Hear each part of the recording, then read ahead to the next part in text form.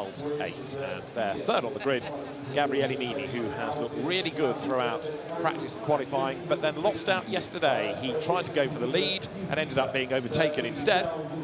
But although his team looked very grumpy at the end of yesterday, he didn't seem too concerned, as though he's got a plan. Yeah, he may well have a plan, because being at the front of the field, be it first, second, third or fourth, that's a good place to start for the 70th Macau Grand Prix. Anything can happen over 15 laps, a 15-lap racing prospect. That's the 27 car of Dennis Hauger. We've just looked at Dino Boganovic on the outside of the second row of the grid. MP Motorsport running Dennis Hauger. He's one to watch this weekend. Some people may well think he could be up on the podium, or even on the top of the podium at the end of this race. Barry Boyer, also MP Motorsport this weekend, enjoying the sunshine. And do you know, so many of these drivers are almost like a rabbit in the headlights this weekend, because they are here just by very dint of being on the grid for the Macau Grand Prix. They are superstars around here. Some of them make the error. I saw a couple of them making their way back from the podium yesterday, namely Luke Browning, who won the qualification race, and Alex Dunn as well, making their way back from the press conference with their trophies, and made the mistake of stopping.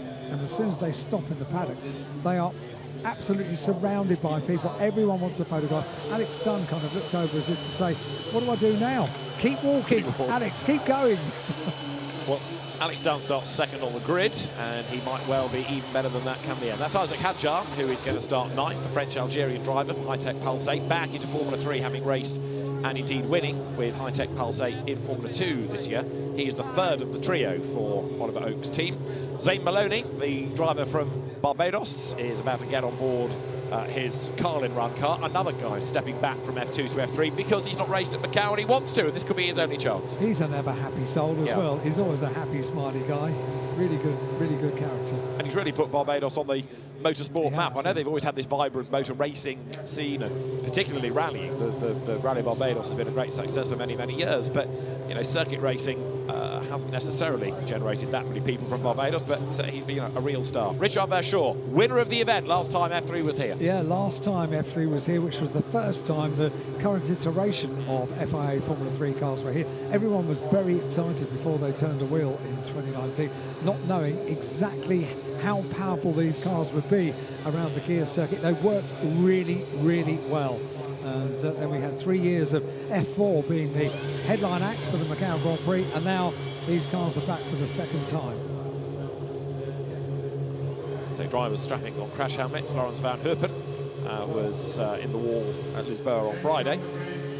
Number 19 is Sophia Flörsch, also making a welcome return to Macau, having been racing this year in the Formula 3 European Championship.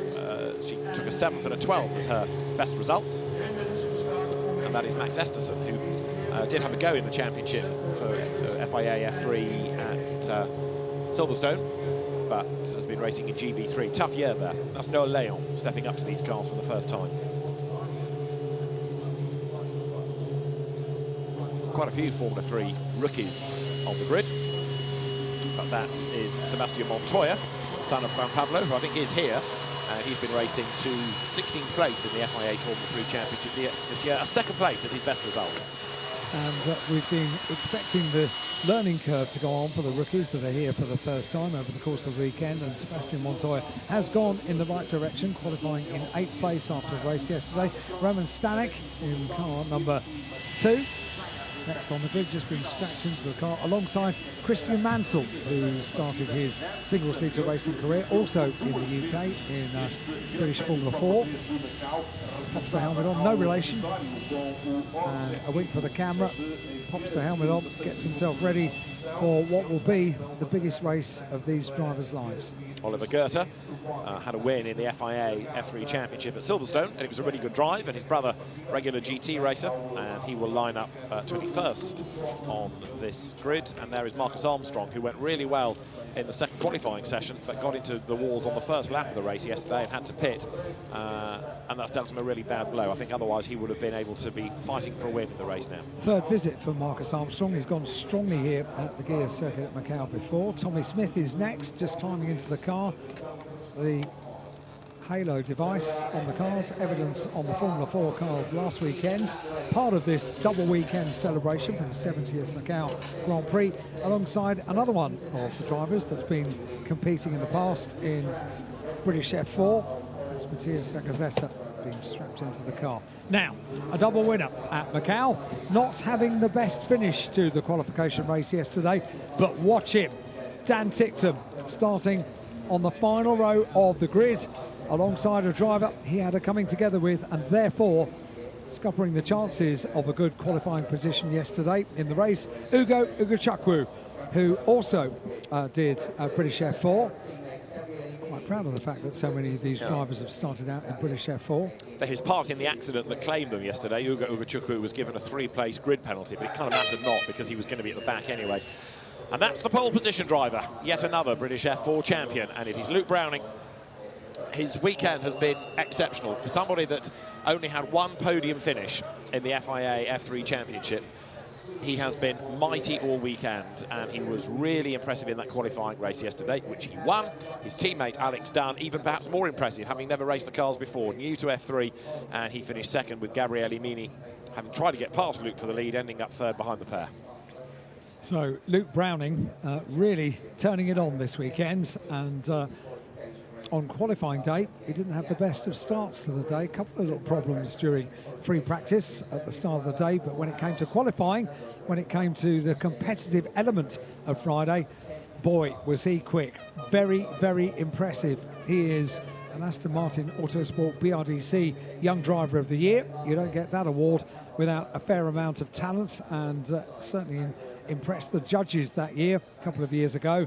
And Luke Browning, his single-seater career could do well to add to the CV, a win at Macau, and in particular for the 70th Macau Grand Prix. The drivers have 4 sets of tyres allocated to them for the weekend, so much of this is about managing tyres, and whether anybody's been able to manage it so that they have a fresh set for the longest bit of the weekend, this 15-lap race, I would doubt, but it is possible. But there's a real mix and match, really, of how many used and how many fresher tyres the drivers have got. They'll try to minimise the life out of some, that's for sure, and try and keep some fresher rubber, if not completely fresh, for this Grand Prix itself. Start of the race yesterday for me was Alex Dunn, and that's the car we're looking at now. He is a young driver, and he has never been to Macau before. He was cool and confident before the race got underway, and then finished up second on the podium from 5th, 6th on the grid. So impressive. Here's the grid. Here's the way it will line up. Luke Browning and Alex Dunn on the front row of the grid. Gabriele Mini and Dino Boganovic on the second row of the grid. Dennis Hauger and Mary Boyer on the third row of the grid. Paul Aaron and Joseph Marti on the next row of the grid. Isaac Hadjar on row 5 and Zane Maloney on the outside of row 5. Charlie Boots, Richard Verschure, former winner here at Macau, on the 6th row of the grid, and Nikola Zeslov and Lawrence Van Herpen on the next row of the grid. Sophia Flörsch and Maxwell Esteron next on the grid, and Noel Leon, Sebastian Montoya on row 9. Roman Stanek, Christian Mansell, Oliver Goethe, Marcus Armstrong, Tommy Smith, Matthias Sakazeta, Dan Ticktum, and Ugo Ugachukwu completes the 26 cars that take the start of the 70th Macau Grand Prix. And this is wide open. It is a really interesting entry of people that have been racing in the cars this year in the FIA Championship, people coming back into Formula 3, people coming up to Formula 3 that have never raced them before, and only 2 drivers on this grid that have raced here before. Richard Verschure, mid-grid, 12th, Dan Ticktum on the back row. So it really is intriguing. And any lessons that we thought we had learnt after yesterday, well, let's find out. I'll grant you Luke Browning and Alex Dunn have been really good, but so has Gabriele Mini. A lot of it inevitably will come down to the run on that first lap down towards Lisboa. But even yesterday, we saw how these cars could slipstream, and the DRS zone that will be activated after the first lap down towards Lisboa as well. So that is another opportunity for overtaking. I just wonder whether some of the drivers forgot about that as well, because after DRS was activated yesterday, you still saw them on the run down to Lisboa not using it. So it'll be interesting to see now how things work out. and we get the green flag lap underway, the warming up lap underway in just over 3 minutes time. So personnel being cleared off the grid. They have waited ages for this race today. The build up, the cars have been there for about half an hour. Those athletes that took part in the eye dotting for the Dragon, they've been waiting 45 minutes because everything happens according to time, and it happens absolutely spot on time as well. But the drivers will in a way be enjoying that because they are the star turn, the headline event. They're not the support race at 8:30 in the morning like they might be on a Grand Prix weekend, for example. Race of their life. Absolutely right. And of course the FIA Formula 3 Championship does go to street circuits, but none are like this. Yes, there are narrow ones, but there aren't any that have the fast, daunting sections that this does. Other than Macau, it is a unique place. The grid is being cleared then. 3-minute board shown. Of course, at the 1-minute board, the engines will fire. They will be released onto that formation lap. The last engineers just staying with the drivers. There at the back of the grid is Dan Tickton for Rodin Carlin. And Dan, no doubt, will be making progress forward, but we'll see exactly what progress can be made, because it ain't going to be easy, that is for certain. But amongst the three at the front, it is going to be a fierce fight for sure. Question, how high will Dan Tickton go? 12th. Okay. I say inside the top 10. Okay. He's smiling. You can see his eyes are smiling. He is relishing the prospect. When I interviewed him down on the grid yesterday from his starting position, which was lowly for him, he reckoned he could do 5 places on the opening lap. Yes. He got quite a long way to doing that. I think he got 3 or 4, didn't he? He wasn't far off, you're right. Well, the green flag is going to be shown in just over a minute's time. One final formation lap, and then those engineers will make their way to the pit lane. They'll flee the grid, and then we will be in business. So for 15 laps, the 70th Macau Grand Prix. 40 years since Ayrton Senna won the first Formula 3 race. Before that, it had been a Formula Pacific, and the grids had been okay, but not that strong numerically.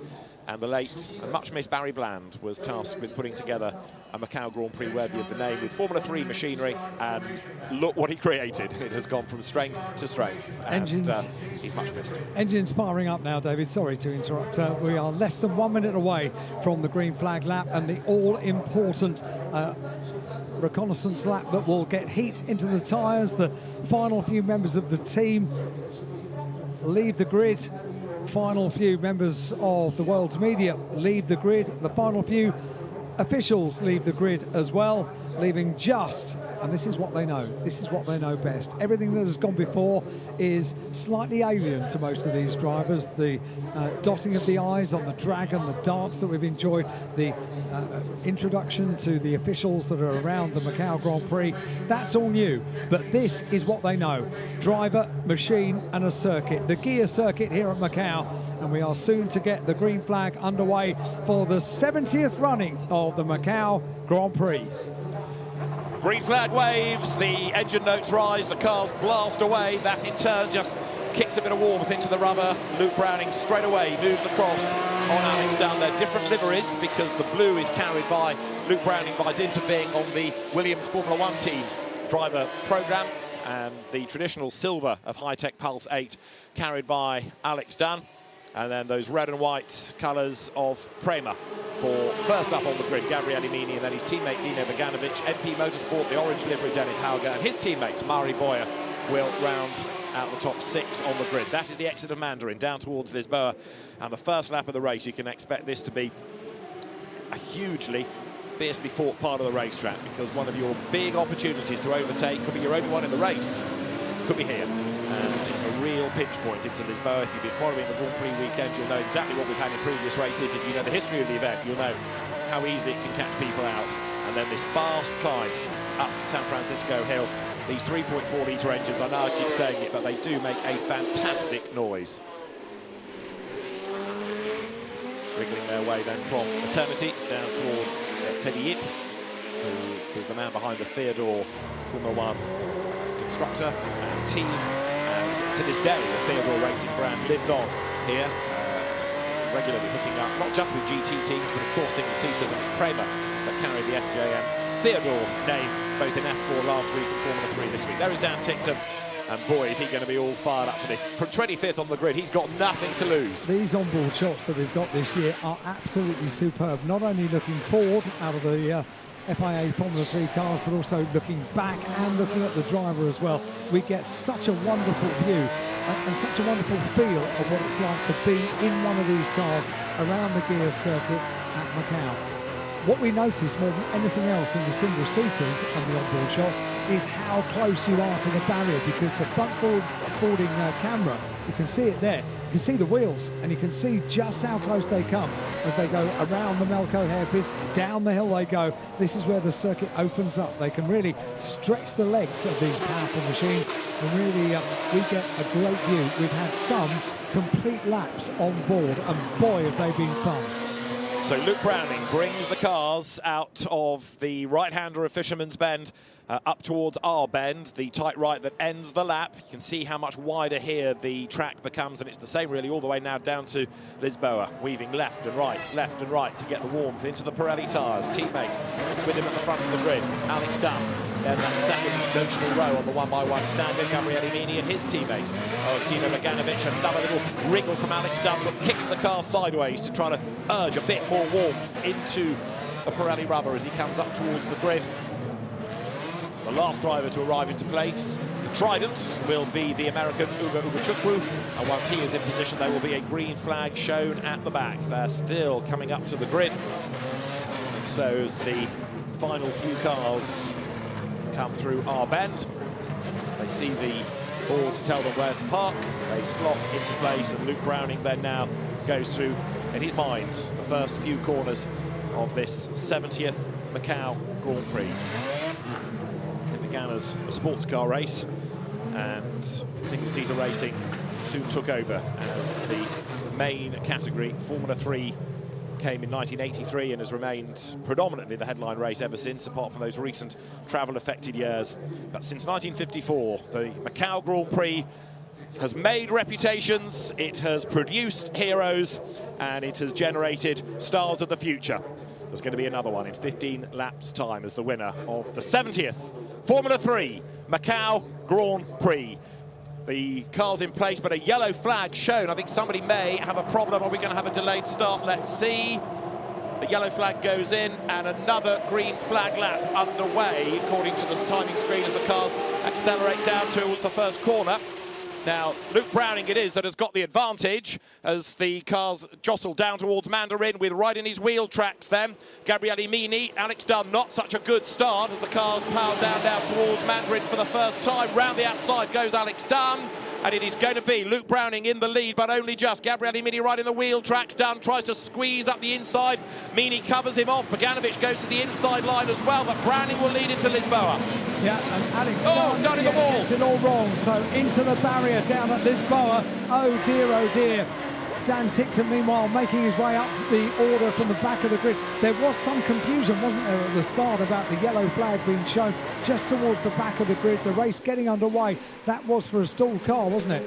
Virtual safety car because of Alex Dunn in the barriers. Yes, I was waiting to see a red light, which I didn't. Apologies. And then we had the green flag message on the timing screen as though it was a second formation lap, but the drivers saw a light. And so the car of Alex Dunn, well, after a heroic drive yesterday, I'm afraid that has taken him out, and he's absolutely gutted, as you can imagine.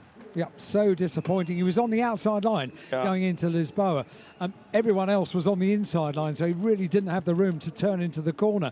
It would have been a brave manoeuvre around the outside to make up for the slightly slower start, but the car already extracted. It always looks slightly incongruous, doesn't it? Let's have another look at the start, and you can see... No lights on. Facing us, we've had that sort of repeater at the back, but there were no red lights. Repeater, yeah. Anyway, Luke Browning did get the lights absolutely right, and Alex Dunn on the outside with Dino Beganovic getting up the inside. You see, they're all on the dirty part, bits flying into the air, weren't they? Yeah, there was loads of dust being kicked up for sure as they use every single inch of the width of the road on the run down towards the very, very quick Mandarin, and then ultimately on the run down towards Lisboa.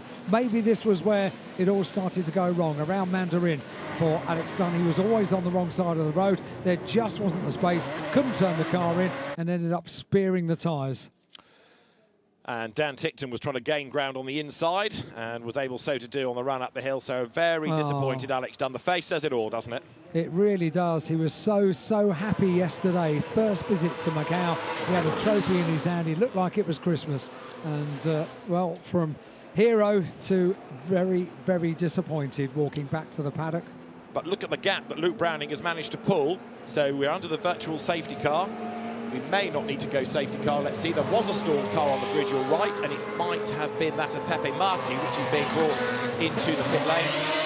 So the VSC is ending, and the green flag shown. We're back racing, but Luke Browning, look, has got a really nice gap at the end of the opening lap. Gabriele Mini trying to break the toe off and up to Dino Beganovic, but Browning is away and gone. So now Gabriele Mini is going to have to really push to bring down that margin. One lap in the book, and the gap between them is a second. Huge advantage for Luke Browning on the restart after the virtual safety car as they make their way through down towards Mandarin. What can Gabriele Mini do about this? He tries to get in the wheel tracks. He follows every single trace that Luke Browning does at the front of the field. Through Mandarin, they come through like a bullet, and Luke Browning has the advantage. Won the qualification race yesterday, and Gabriele Mini just matching every single move that Luke Browning does. To the outside there of Paul Ara, Dennis Hauger.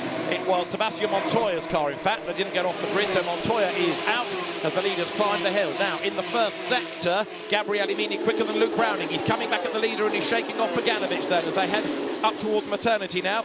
Drop down through the left, heading towards Teddy Yin. The Prema car's looking quicker today, and from the next lap onwards, they'll be able to use DRS. So Mini's task now is to get close enough to Browning to capitalise on that when they come down towards Mandarin. He's doing a good job of it. When they came across the line after the virtual safety car, it was only 1 second between the two of them. Luke Browning pulled the pin and got the advantage, certainly got himself a little bit of a cushion, but there is nowhere around the gear circuit here at Macau where you can relax, and Luke Browning knows that. He's putting in faster sector after faster sector. So after the restart, Luke Browning has just gone overall best in sectors 1, in sectors 2 and 3. But Mini was quicker in sector 1, and that might have been because of a toe, and actually Dino Beganovic is right on his tail. So you've got the Prema trio, 2nd, 3rd, 4th, Dennis Hauger in 5th. But for the moment, Luke Browning is still in charge as he comes out of the Melco hairpin, and on that mountain part of the circuit, he has built a gap. He's been away really impressively. Certainly has 3 consistent fastest sectors for Luke Browning, the race leader. Sector 2, Sector 3, Sector 4, purple for Luke Browning, and Luke Browning, the winner of the race yesterday, so far is doing everything right. Look at the gap. Look at the gap that Luke Browning has. That is mighty impressive. Gabriele Mini has got his teammates right there behind in the mirror. The gap is now 2 seconds between first and second, so an extra second over 1 lap gained by Luke Browning. That is mighty impressive. And he's out of DRS range, so there's nothing Mini can do. And if anything, Gabriele Mini might get done now by teammate Beganovic. He'll be close enough to use the DRS potentially on the way down to Lisboa. Here they come. So Luke Browning there building the gap. Beganovic goes to the outside line there, diving into Lisboa. He's done it. Through he goes. Dino Beganovic is through, but is he going to make the corner? He turns in. He's in the wall. Beganovic is off from 2nd place into the tyres. Race over for Dino Beganovic. He just got storming through to 2nd place, but he couldn't get the car slowed down. No, it was a hero move, but unfortunately it didn't finish in a hero way. So exactly where Alex Dunn finished up, puncturing the tyres at Lisboa. And unfortunately, the number 8 car of Dino Beganovic is right there. So if we look back from Gabriele Mini's car, we will see this manoeuvre being started by Dino Beganovic. He looks over, you can see the car, it stays in the tyres, and Gabriele Mini says, that was my place, I've got it back, thanks very much. It's almost like putting a banana skin there, isn't it? You know, the drivers use that DRS, they think, great, I've got all this extra speed, I've gained a place, and then suddenly, no! And they know what's coming, and you can see there Beganovic locking up, and off he went. So the DRS, if you're going to use it, you're going to have to be careful with, because the extra speed you carry into the corner is mighty. We've got another VSC, so our 2nd virtual safety car. So again, the pace slows, but no actual safety car, so the gaps don't close. Green Crane is very busy so far in this 70th Macau Grand Prix, and Luke Browning under the virtual safety car slows the pace, so too does Gabriele Mini. Dino Beganovic could have been a real hero there, couldn't he? It doesn't take long, does it, to recover the car of Dino? So the virtual safety car is ending. Oh dear. That's what it means, isn't it? Yeah. The trudge. The trudge back. Right, VSC ends. That yellow flag is the permanent one on the approach to Melco, so don't worry necessarily about that, as we are about to get the green flag shown, and we're back racing, and Luke Browning comes out of Melco hairpin. So now Gabriele Mini is going to have Paul Aron behind him. He could do is shaking him off if he can over the last couple of corners, but equally he needs to go after Browning, the race leader. He's got to get within the second of him to even think about DRS, but he's also just seen the perils of using that on the run down towards Lisboa. So here they come. The gap was 2 seconds. It does look as though Mini might be marginally closer, but let's see. Yeah, I reckon to the eye that's what it looks like. Let's see what it is when they cross the timing beam. It was 2 seconds. It is now 1.1. So 1.1 the gap between the race leader Luke Browning and second place Gabriele Mini. So if he can just find a 10th on this run to Mandarin, he'll be there or thereabouts to use DRS, won't he? Through the right-hander they come. In third is number 10, Paul Aron. Dennis Harger is fourth. Fifth is Murray Boyer. Sixth is Pepe Marti. And out of Mandarin down to Lisboa. This is where Gabriele Mini needs to close. You can see them jinking left and right to break the slipstream of the car behind. They are bunching up in the lead as they break for the corner, with Aron under attack from Harger, and a big dive there on the outside line from Charlie Wirtz, but he can't get past Pepe Marti. On the run up towards San Francisco, the right-hander takes them up the hill. Quite a hill is San Francisco Hill, but Luke Browning now has to keep this very neat, very tighter.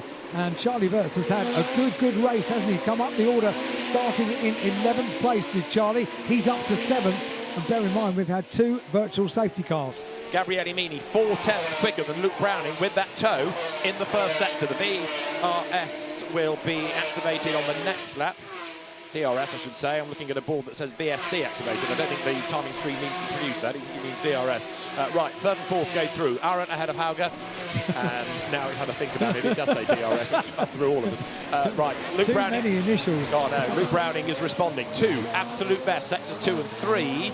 And in the third sector, he's pulled about 6 tenths over Mini. What we did see yesterday in the qualification race, Alan, was just how brave Luke Browning was on cold tyres. So, you know, he's able to push very, very early on. Good point, yeah, and confirmation from race control, DRS activated from the next lap, and that's on the run down towards Lisboa.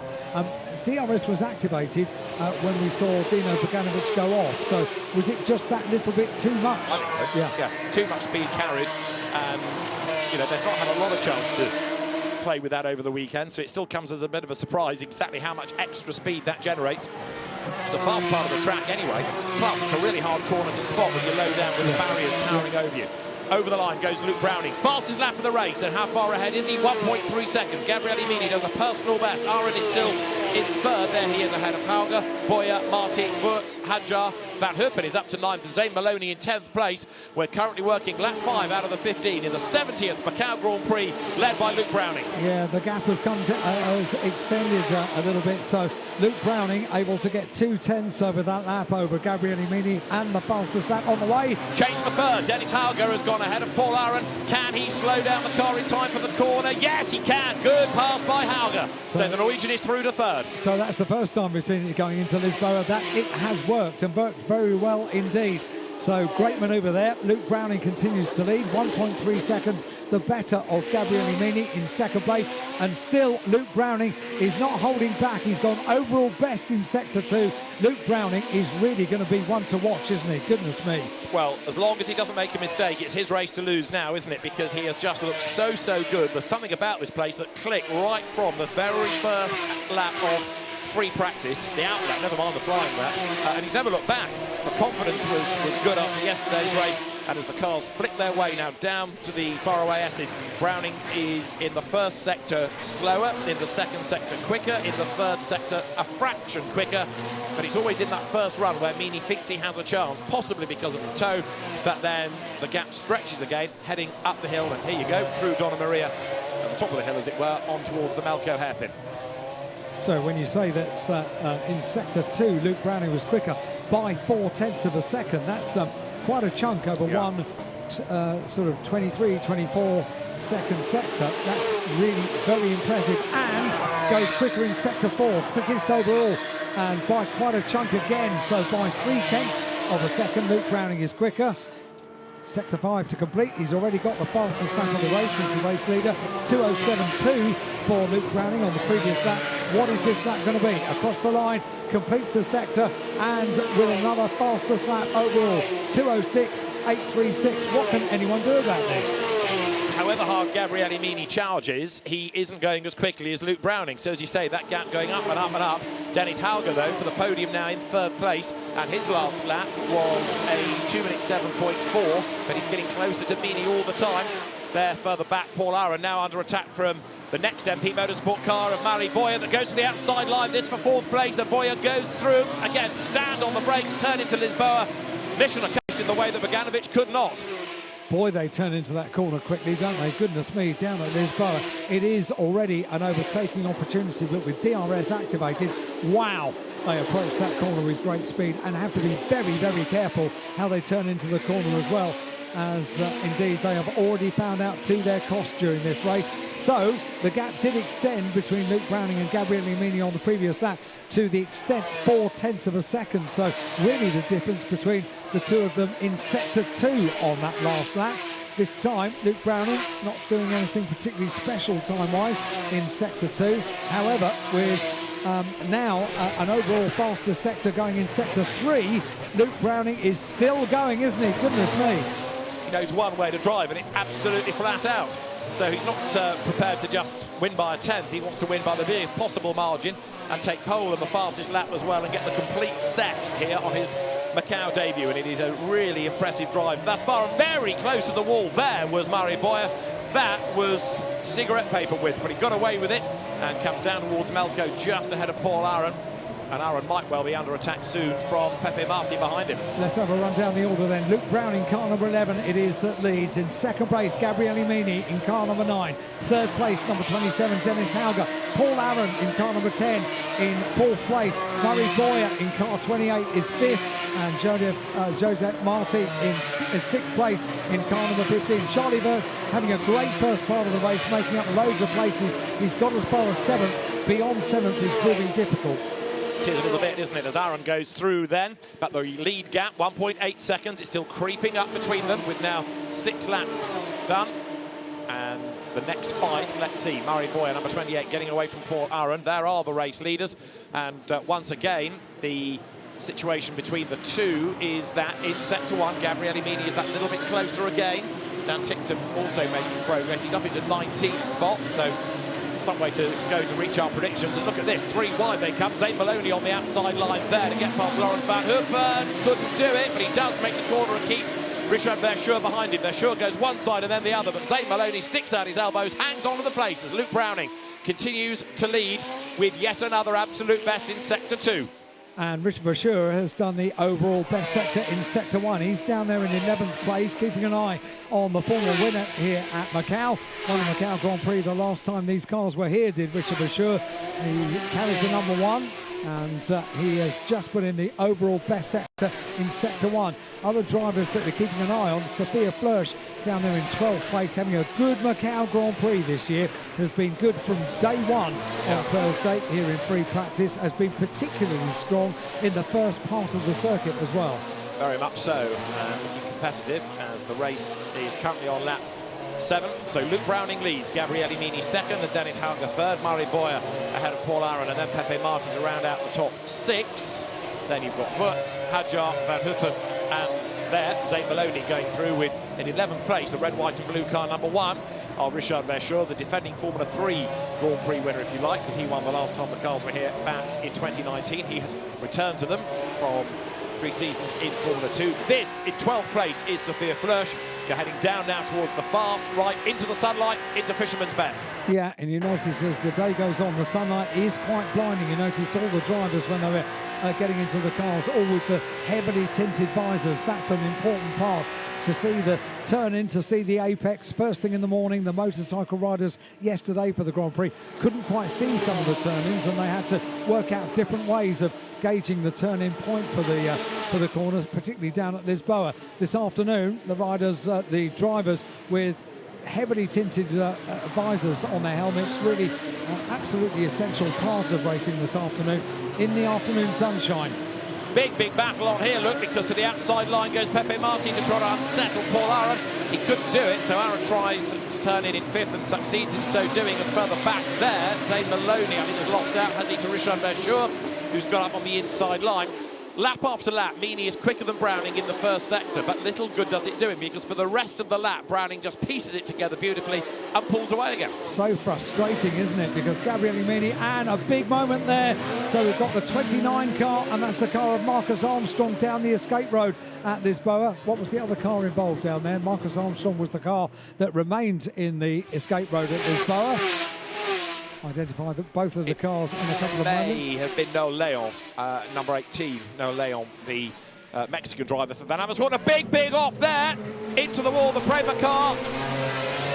That is going to bring out the yellow flags. Now, which of the Prema cars was it? I fear it might have been Paul Aron. It was that kind of part of the order, but we'll check in a second then, as the car, with the safety car now being deployed, is off the road, and that was a big, hard hit.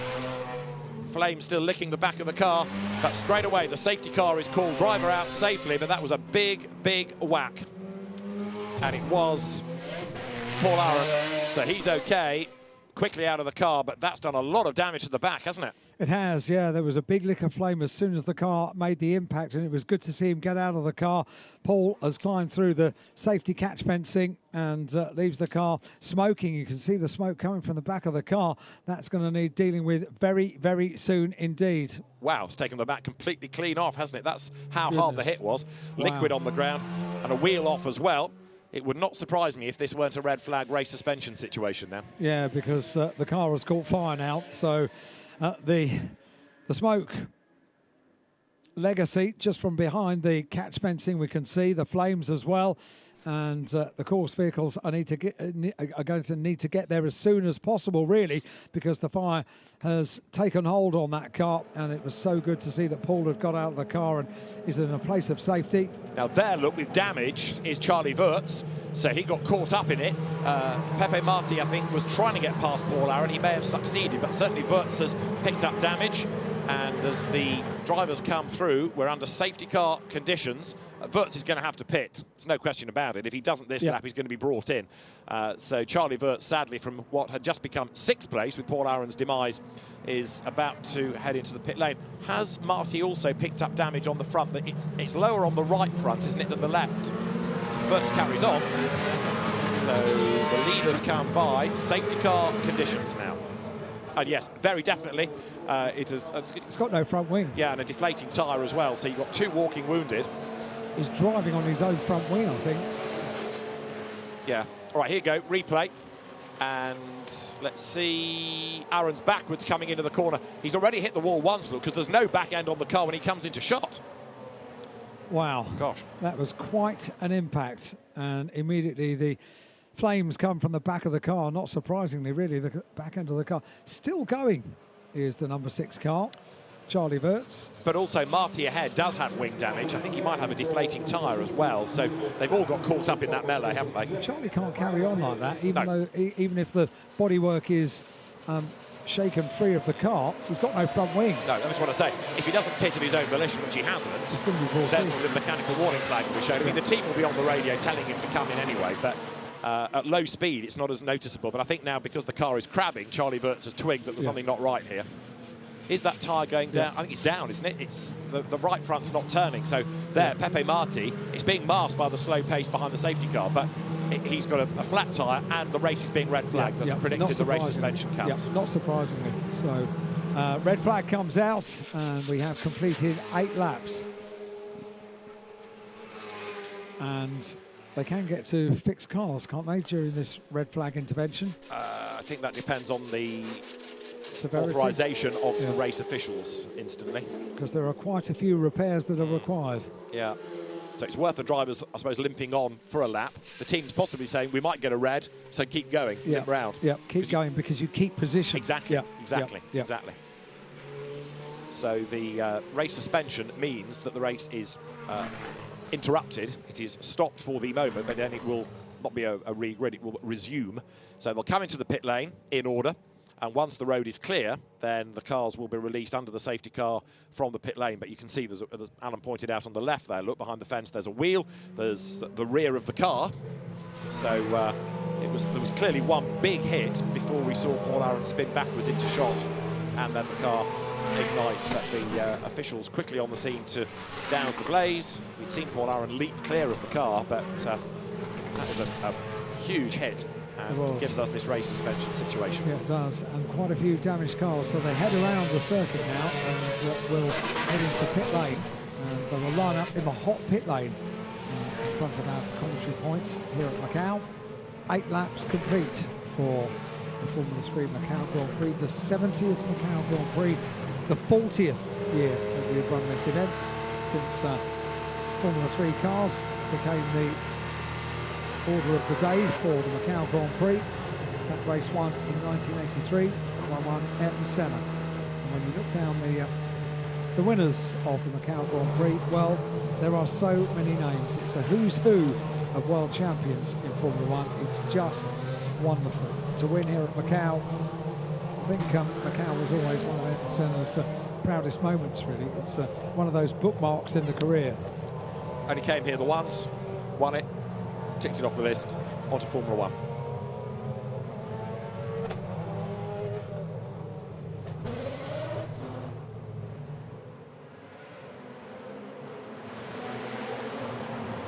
So the cars will come to the pit lane, and we'll see how long it takes then to attend to this. I'd be surprised if drivers got out of cars. We were seeing yesterday some of the GT drivers in a similar situation, staying in the car, staying focused rather than being distracted. So let's see, the car will be retrieved as quickly as. It's not so much the recovery of a car, and there, because it was a wall that was hit, there's not a lot of barrier damage necessarily to attend to. It's more any liquid on the road and any fire extinguisher that's down. But I'd love to know how it all started. We only saw that secondary impact. I'm not sure we will. No. You know, I'm not sure we will. We have a finite number of cameras around the circuit, and they can sometimes only look in one place at one time. So potentially we're not going to see what happened before that. I'm sure we'll have photographs that will, in due course, make it into public domain, but whatever it was a big accident. Not surprising as well. We say when Macau bites, it can bite really hard, and it's never quite as noticeable as when you're in a Formula 3 car. Here's a look back to the start, and we had that question mark over the start lights, didn't we? But the race was underway. A good start from Luke Browning. You've got to be ready to go, haven't you? Goodness me. And they on the run down towards, you see a bit of body work and all sorts of bits flying up in the air when they get on the dirty part of the circuit, with the run down through Mandarin down towards Lisboa. This was unfortunately the wrong start for Alex Dunn. Goes to the wrong side, over to the left hand side of the circuit, turns into the corner, nowhere to go, everyone else is there, and bang, straight into the tyre wall down at Lisboa. The first scalp is claimed at Lisboa.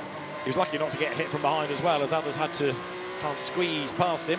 So that slightly got in the way of Dan Tickton, who then made the climb up the hill, and it wasn't long, of course, before the VSC signs came out to give that first neutralisation of the race. We've since had a second VSC and now our red flag, but the first one was for that to happen, for Alex Dunn's car to be retrieved.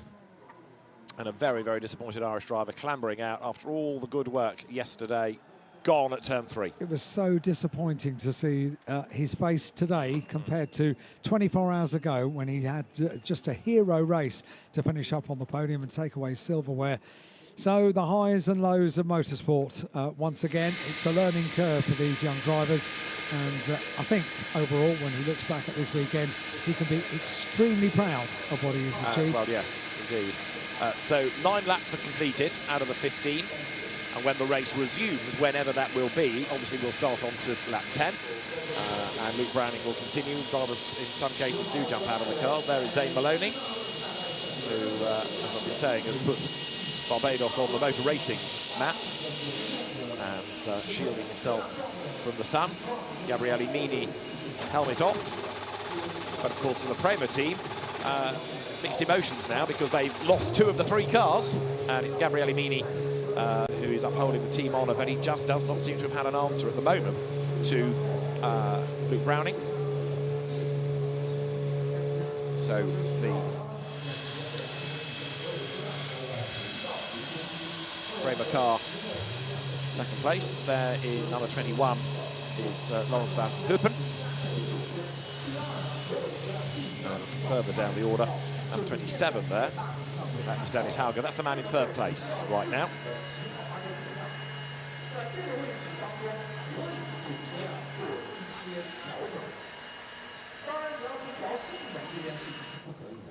Dennis Hauger there in third spot. So there are 6 laps still to run. Let's have a look, if we can, at the start from one or two other drivers' points of view, such as Dan Ticktum. Here he was, 25th of the 26th on the grid.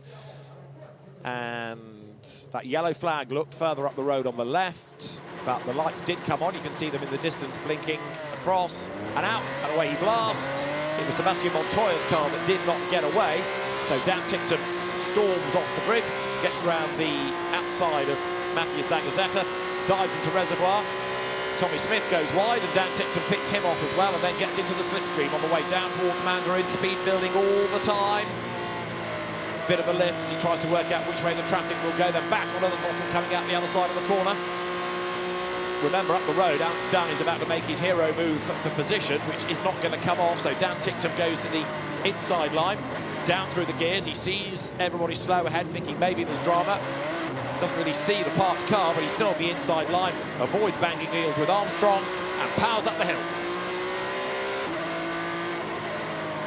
And then out comes the VSC, so he gets that flashing yellow light on the dash that means slow, slow, slow, and he does, and everybody slows with the virtual safety car being employed. So there you can see right now the red lights are on, and 9 laps done. So let's have a look at the Sophia Flörsch start. Sophia Flörsch having gone pretty well yesterday and starting 15th on the grid. Blast off. Grabs a gear. Across in front there moves Lawrence van Heupen. So Sophia Flörsch has to slot in behind through reservoir. In the 5th gear. 6th. And again, just a little lift into Mandarin to work out where there might be a gap. Back onto the power coming out the other side, and also that lift because, of course, tyres still pretty cold. Good pass of Nicolas Solov, a teammate on the inside. Dives down towards Lisboa. Through on the outside goes Van Heupen once again. It's all kicked off, remember, we've done a bit of wheel banging around where she was. Then Maloney just escapes up the road. We're still green at that point. Onto the throttle. And then we have the VSC. Good stop by Gabriele Mini, but he was not good enough to get ahead of Luke Browning. It did put him ahead though of Alex Dunn, but this is going to be really interesting because we might now see exactly what Alex did from a different perspective. So look, Mini knew what he needed to do. That was get into the slipstream of Browning. There he is, heading into Mandarin. Barely a lift through the right-hander. Browning covers off the inside line. Again, he's trying to break the toe. Mini gives a toe to both Bogdanovic and Dunn. So look left as he breaks for the corner. Alex Dunn is about to come storming up on the outside. In fact, you don't see him, but he's in the wall by now. And out of the corner, I think Gabriele Mini seems to back out of that rather sooner than others with the VSC. So that's in part what cost him some time to Luke Browning, but he didn't seem to stay on the throttle for as long as others did going up the hill, and he was further ahead, of course. So as the VSC came out, he would have been further up San Francisco Hill. So that's a little bit odd that he seemed to be backing out of it quite soon. So the fans are waiting cars back on track.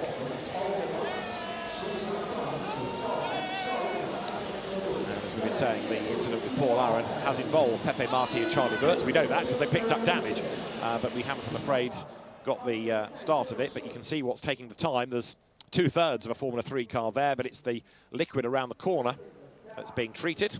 So that's come from somebody else's car, hasn't it? Because, of course, Aron never got as far as those marshals are coming down the hill out of Teddy Yip corner. Everybody finding themselves on the screen. This age-old problem. Do I wave at the camera or wave at the screens? The big screens for the fans, start-finish area, and down at Lisboa as well. We're laying the race footage, and of course, seeing themselves on those big screens, entertaining everybody over the weekend. Look, it's you, it's me. Gonna wave. and then people look left and right. Extensive repair and cleaning required on track, we are told. Extensive repair. So this might be quite a long stoppage, that's the suggestion. And we've got to be done within a couple of hours because of the regulation road opening at 6 o'clock. So the marshals toil away.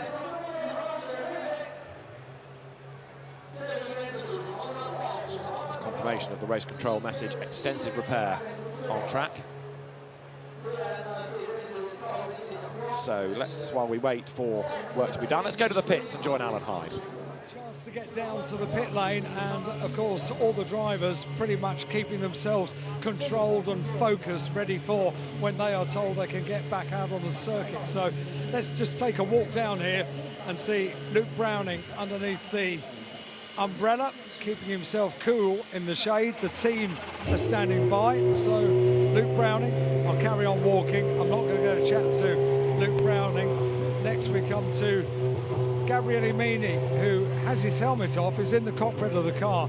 So I wonder if I might be able to, no, I get told the team don't want me to have a chat to him. So Gabriele Mini, I think he would probably have a chat to me, but the team are pretty keen to, no, I didn't ask him, I promise. They just didn't let me in. So let me carry on walking down. The team talking to Dennis Hauger over here. There are a couple of drivers that are out of the car, and Barry Boyer just standing there talking to the team. Some of them are electing to get out of the cars and take their helmets off just to get a little bit of fresh air, because it's hot today. It's really warm here at Macau, and Pepe Marti, he's out of the car and just popping his helmet back into the car. Do you know where we might be able to get a chat? We might be able to get a chat with Charlie Volz, and is he around? Certainly the car, if we look down there, just a quick look down there, we are all good for the front of Charlie Volz's car. And see if we can, yeah, a few of the drivers are getting the opportunity to have a conversation. Volz has been having a really good race up until this point, but he's just having a conversation, and I don't want to interrupt, but I wouldn't mind having a chat to Charlie once he's finished this conversation down in the pit lane. I'm going to stand by and not interrupt. This is the most important thing for the drivers in this break, is to maybe get the chance to discover exactly what has happened so far. But there we go. I wonder if I can, because Alex is standing by. He's having a conversation as well. So Alex Bert's here all weekend, supporting Charlie, of course. Yeah, I'm going to be trying my very best to walk all the way down. Charlie, can I have a quick word? I think the answer to that is probably going to be no, but he's still involved in this conversation. Okay, well, I'm not going to wait there forever. I'm going to carry on walk. Where is he? Let's have a look. Where is Dan? Dan, I thought you'd talk to me, of all people, down in the pit lane. I haven't spoken to you about yesterday. That wasn't according to plan, was it? No, it's unlucky and unfortunate, but it happens here, you know, more often than not, it seems to me, the last couple of years. But, yeah, bit of a shame. It was. What about the race today? I mean, OK, well, I'm going to tell you now, I reckoned you'd be inside the top 10. Addison reckoned inside the top 12, and our director reckoned 10th. I think it's possible. I mean, half of it is just staying out of trouble, of course, which have done pretty well so far. Look, we haven't had the pace all weekend. We've tried to make a few changes today. Difficult for me to get a read from it, just a few laps there, but still don't think we quite got the pace. But I still think I can go forward from where I am. You're up to 16th, you know, that's good going. Yeah, it's all right from where I was, yeah. It's a very different car, what you're driving this weekend, to what you've been driving for the last couple of years, isn't it? Yes, it is. I have to say it's nice. I got used to it pretty quickly, quicker than I expected, to be honest, so yeah. And what does it feel like being back on the gear circuit here at Macau? Because it's a place that you've triumphed twice. Does it feel like putting on a comfortable pair of slippers? Yeah, it does. I mean, I wouldn't ever call Macau comfortable, but I have to say, like, it's one of the first races I've been looking forward to doing for a long time. It was very short notice, so I'd have liked to have a bit more time to prepare and done a test, for example, but no, I'm very, very happy to come back. And even though where I am, I'm still enjoying myself. So yeah, I know, every time we see a camera looking back at your face, you're smiling, I can see. Yeah, I don't know why people get all these negative views. I'm always smiling. He's happy to be here. Dan, double winner at Macau. Thanks, mate. Thank you. Thank you very much indeed to Daniel Tixham. Let's see who else we might be able to get the chance to have a chat to down here. And it would be good to have a chat to Sophia Flörsch if I get the chance. She's out of the car, so I've got a good opportunity to do it. Let me see if I can interrupt and have a quick word with Sophia Flörsch, who is out of the car and so far been enjoying a really good weekend. Sophia, can we have a quick chat? You've been having a great weekend, the car going really well, you going really well. Yeah, thanks. Yeah, well, we're really happy to be back here in Macau. You know, it's a really special place in so many ways. And it's been some time since 2019, but we're working hard. 3 practice sessions went good. Quali was a little bit unlucky, but yeah, now we'll see from P11 where we finish the race. You started 19th, you're up into 11th place, isn't it? Yeah, yeah, it's going good so far. You know, in Macau, you just have to stay calm and clean. So, yeah, we'll see what we can do in the last 6 laps. The good thing as well is that you know these cars. Yeah, true. So I raced with FIF3 this year with PHM in Europe.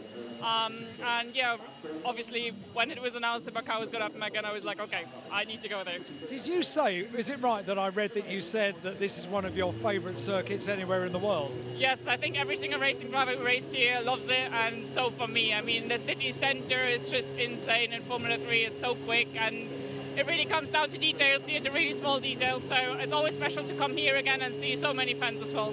Keeping your concentration during a break like this, how do you do it? How do you keep focused? Well, yeah, just stay focused. I mean, in the end, mainly just talk to the engineer and go through the plans and what's still to do and to improve, and we'll see. I mean, the guys here are quick, but we're quick as well, so we'll see where we end up. Sophia, thank you very much. Keep on doing it. Very good. Up from 19th to 11th on the grid. I'm going to hand back to David briefly, see if we can find anybody else down here in the pit lane. Alan, good work. Good to hear from Dan and from Sophia. And you saw, as Charlie Wurtz and Pepe Marti were discussing their incident, Alex Wurtz, Charlie's father, listening in as well. And, of course, understanding it from a driver's point of view. Might try and go back to them, potentially, once they've finished their rather deep and meaningful about the dramas. In the meantime, the most recent message from Race Control is the announcement of the restart time will be announced soon.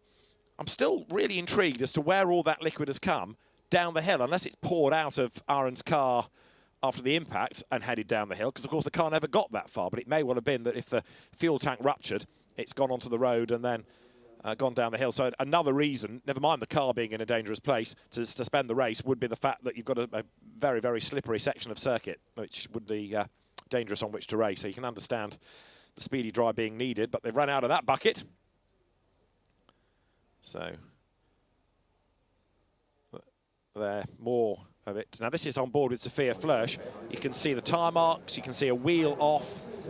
Look to the right, there's the wheel in the road, or the tyre that's come off the rim. There's another big witness mark on the road. And as Sophia Flörsch gets into the corner, by this stage, Aaron's car, well, there's the first bit. There's the rear wing and the rear wheels, and a nose cone. And then round the corner is Aaron's car up against the barrier. And there's the flame that suddenly erupts. So Paul Aaron is out of the car okay. Now back to the pits. Alan, I think, has found Zane Maloney. On the grid this year for the 70th Macau Grand Prix have started their single-seater career back in the UK. Zane Maloney, it's a bit different around the streets of Macau to, say, for example, Alton Park. Yeah, for sure. I mean, it's been a great weekend so far. We've struggled for some pace all weekend, so a bit disappointing, but I mean, driving around Macau is something special, so just enjoying every lap around here. What were you expecting coming into this weekend? Because a rookie year in a Formula 3 car, these are quick cars around the gear circuit. What sort of target did you set yourself? I mean, there was no target really. More came here to get another race under my belt, help out Carlin, and I mean, I have Dan as a teammate, so he's won here twice. He's obviously very good. So to get some good data and compare to him, and I mean, we've been very similar all weekend. So satisfied with myself. There's still 6 laps to do the business, but yeah, we're just struggling a bit in general this weekend. So It's going to be like another race, though, isn't it? It's a restart, so it's going to be like another separate race. I mean, there's no championship, so everyone wins it or bins it. So we'll see. I'm sure that those guys up ahead are going for it, and I will as well, obviously in the right way. So hopefully a bit more chaos, not as much as that. Hopefully everyone stays safe and we can have a good race to the end. As far as Dan Ticktum is concerned, how helpful has he been able to be? He has won here twice. I'm sure you've seen the videos as well. The first win was something else. How much has he been able to help you? Yeah, for sure. I mean, it's been cool having him as a teammate. He's very fast, obviously. He's gone through F3, F2 in Formula E now, so he's clearly... He's quite a character as well, isn't he? Yeah, he is a character. No, he's cool. He's a cool guy to be around. He's quick on the track, so helps me out. And I've been helping him out this weekend. It's just been generally really cool with Carlin, and we've been improving step by step. I wish we were back here next weekend to show something else. Yeah, you see, the trouble is, once you get the bug to be here at Macau, you have to wait another year to do this. Yeah, for sure. I mean, I've quite liked also sleeping in and coming at 1 o'clock to the track. We usually don't get to do that, so that's been cool. The crowd's been amazing, and Macau's an amazing place, so I'll be back next year, I hope, for sure. Thank you for talking to me, Zane. Good luck in the... Ups. So Paul Aaron is out of the car okay. Now back to the pits. Alan, I think, has found Zane Maloney. On the grid this year for the 70th Macau Grand Prix have started their single-seater career back in the UK. Zane Maloney, it's a bit different around the streets of Macau to, say, for example, Alton Park. Yeah, for sure. I mean, it's been a great weekend so far. We've struggled for some pace all weekend, so a bit disappointing, but I mean, driving around Macau is something special, so just enjoying every lap around here. What were you expecting coming into this weekend? Because a rookie year in a Formula 3 car, these are quick cars around the gear circuit. What sort of target did you set yourself? I mean, there was no target really. More came here to get another race under my belt, help out Carlin, and I mean, I have Dan as a teammate, so he's won here twice. He's obviously very good. So to get some good data and compare to him, and I mean, we've been very similar all weekend. So satisfied with myself. There's still 6 laps to do the business, but yeah, we're just struggling a bit in general this weekend. So It's going to be like another race, though, isn't it? It's a restart, so it's going to be like another separate race. I mean, there's no championship, so everyone wins it or bins it. So we'll see. I'm sure that those guys up ahead are going for it, and I will as well, obviously in the right way. So hopefully a bit more chaos, not as much as that. Hopefully everyone stays safe and we can have a good race to the end. As far as Dan Ticktum is concerned, how helpful has he been able to be? He has won here twice. I'm sure you've seen the videos as well. The first win was something else. How much has he been able to help you? Yeah, for sure. I mean, it's been cool having him as a teammate. He's very fast, obviously. He's gone through F3, F2 in Formula E now, so he's clearly... He's quite a character as well, isn't he? Yeah, he is a character. No, he's cool. He's a cool guy to be around. He's quick on the track, so helps me out. And I've been helping him out this weekend. It's just been generally really cool with Carlin, and we've been improving step by step. I wish we were back here next weekend to show something else. Yeah, you see, the trouble is, once you get the bug to be here at Macau, you have to wait another year to do this. Yeah, for sure. I mean, I've quite liked also sleeping in and coming at 1 o'clock to the track. We usually don't get to do that, so that's been cool. The crowd's been amazing, and Macau's an amazing place, so I'll be back next year, I hope, for sure. Thank you for talking to me, Zane. Good luck in the restart of the race. Zane Maloney down here in the pit lane.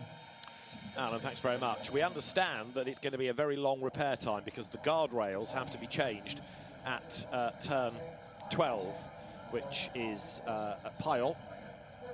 So that fast downhill section is where the guardrail is going to have to be worked upon.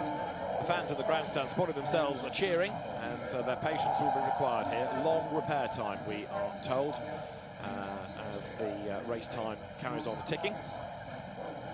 But as we've made the point already, the roads open at 6 o'clock, come what may. So the liquid has been treated, but it's the barriers where Paul Aaron went in that is now taking the attention. So that looks as though the accident started sort of at the bottom of the hill and finished at the top, doesn't it?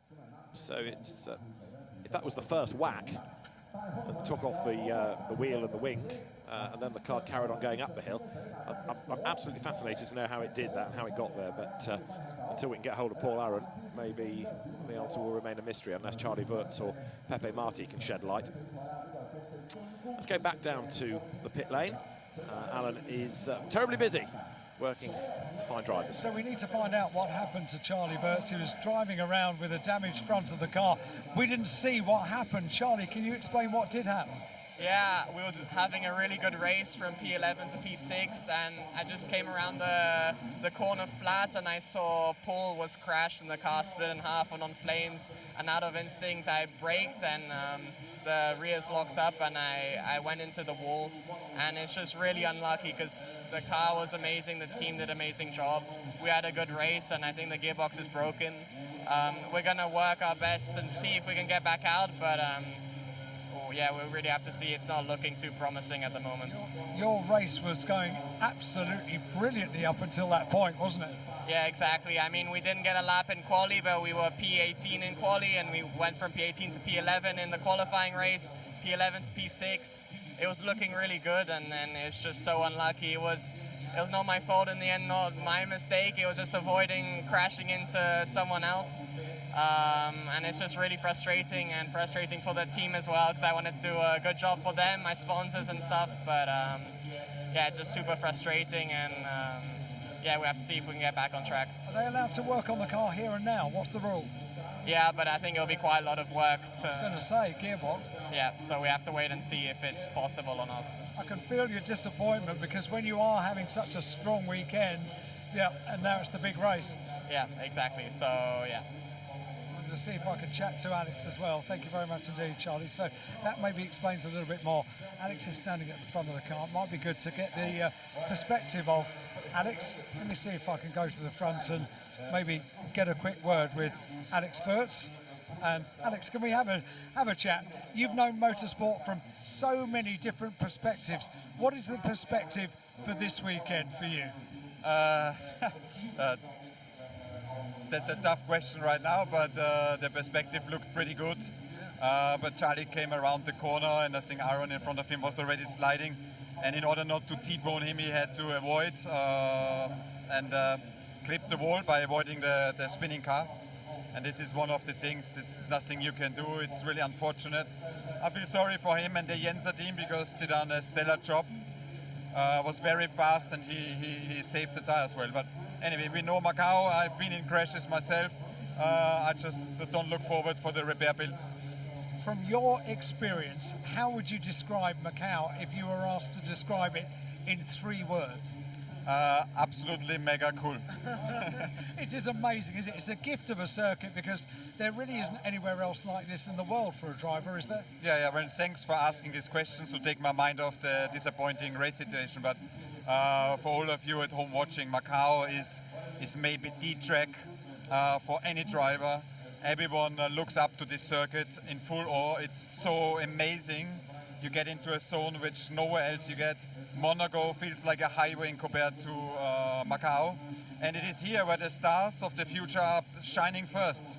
And for a right reason, because the way to drive this circuit, the car control you learn, is just extraordinary. And I'm so happy for these young kids that they can experience that. I like the fact that I've taken your mind off the unfortunate situation that we've got at the moment, because you just came alive talking about this as a driver. Is it more difficult as a driver or as a father? Definitely as a driver. I can handle my emotions. Of course, sometimes you're nervous as a dad, but I fully trust Charlie. I trust the other drivers. They are really well educated in the sense of having a lot of miles. The FIA championship here, the World Cup, is an extremely high level. But yeah, sometimes you wish you could help, especially like now, to help to repair the car. But it's too much of a damage, unfortunately. What a shame. Alex, thank you so much for joining us. Thank you. Alex Wurtz down here in the pit lane, so we get a bit more of an insight into a father and son racing weekend, a lad and dad racing weekend at a pretty high level, and we get a bit more of an insight into what happened to Charlie Wurtz. Alan, well done. Thanks very much for that. So the family Wurtz and the barriers being attended to, as you can see. So if that's where the accident started. There's presumably damage that needs a section repairing, but I don't know whether it's a big section or not. Hard to see through the fence, but that is where the work is happening, and the teams are being told long repair time required. But if that's where it all started, and we know where the car ended up, then that was quite a moment, wasn't it, for Paul Aron? And the best news of all is that he was out of the car safe and sound, but it might also have been that it was at that part of the circuit that the hard hit came from Charlie Wurtz, but I would have thought that he would have done more suspension damage rather than anything else, but the gearbox damaged as well. Interesting if he spun into the barrier backwards. So between the two of them, and Pepe Marti picked up frontal damage as well. That's why we've got this barrier repair going on. Of course, the current Formula 3 car with those 3.4 litre engines, much quicker than the old 2 litre cars, and it stands to reason, but you're talking about greater speeds, and therefore an impact happens. It's a fair old whack, and the fans there have found themselves in the stands, and they're all in good voice, which is great to see. The party atmosphere in the sunshine, it's a lovely hot afternoon at Macau, is underway.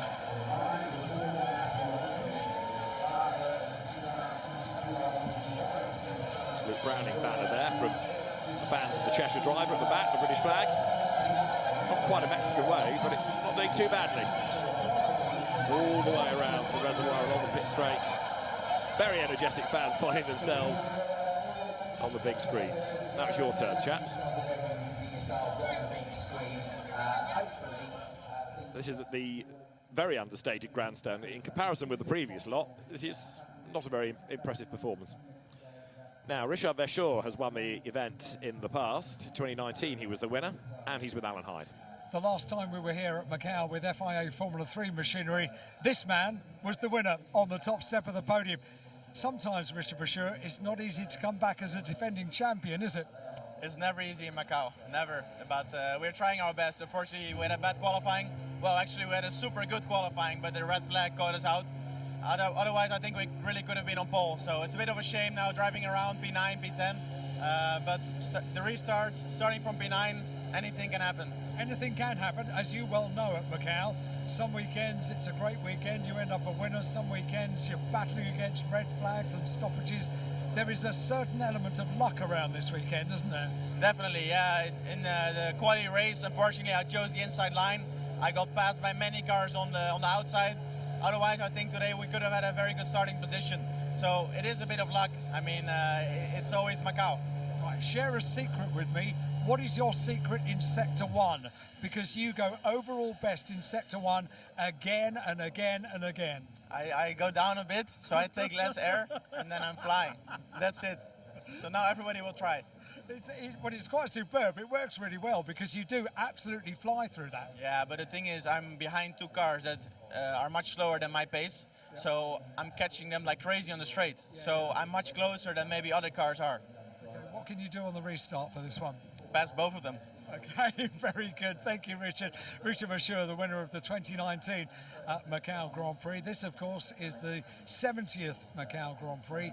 40 years since we had Formula 3 machinery racing around the streets of Macau. We'll carry on down here in the pit lane. There are Formula 3 drivers aplenty to catch up with. Alan, thanks very much. So we've heard from a good number of them, and still that barrier repair work is underway. So the last communication from race control was that the two drivers that picked up damage, Pepe Marti and Charlie Wurtz, driving a car in unsafe condition. That's been noted. No action taken. No action necessarily will be taken, but the fact that they did that has been noted by the race officials and may be referred to the stewards. So there in the pit lane is Isaac Hadjar. He's in 7th place. 21 is Lawrence Van Hoopen, up into 8th. So he has made a decent amount of progress as Van Hoopen, starting 14th. Number 1 there is Richard Verschoor. He's the man you've just heard from. Behind him, number 24 there, that's Zane Maloney. And then carrying on down the order, Sophia Flörsch in 11th place. So Verschoor, Maloney, Flörsch, 9th, 10th, 11th. The car behind is that of Nikola Solov. And in 12th spot, that car. Then you get to Oliver Goethe, the Euro Formula Open champion last year, driving for the Campos Racing team, a win and a second place within FIA F3 this year. And a update on the restart time will be in 17 minutes. So while we wait for that, let's go back to join Alan. It's quite nice to get the perspective of a Formula 3 race when you've got someone that was brilliant in a Formula 3 car around Macau, and also pretty brilliant in a GT car as well. I haven't got one of them, I've got two of them, because I've got Danny Juncadella and the winner of the GT Cup race just a few moments ago, Raffaele Marciano. Raffaele, first of all, the difference of driving a Formula 3 car and a GT car around the gear circuit. I mean, I drove the old Formula 3, not this one. I have to say it's more fun in a GT because, I mean, Mandarin for us is sometimes flat, not easy flat as in a Formula, so it's more a corner. In the mountain part is narrow, so like you have to fight with the car. You're not seated in the center, you are in the left, so it's a bit tricky, but it's both fun, but with GT it's quite fun, yeah. In whatever car you're in, this is pretty much a gift for a driver, isn't it? It's a wonderful circuit. It's got just about everything, hasn't it? It's got slow corners, twists, turns, up and down. It's got everything. Yeah, I mean, for me, it's one of the best. It's like, Bathurst, like Nordschleife, they're like, even not iconic, let's say, it's only fun. I mean, it's fantastic. It's high speed with low downforce, it's slippery, it's really fun. I'm just going to come over this side and have a chat to Danny. Thank you, Raffaele. We've not spoken for a little while. You're doing all right, aren't you, eh? Yeah, I'm good, mate. It's quite superb. Now, you know what it's like to win in a Formula 3 car around here. There is an element of luck, a huge amount of skill, bravery, all of those things combined, really. Yeah, sometimes everything has to come together, especially the year I won.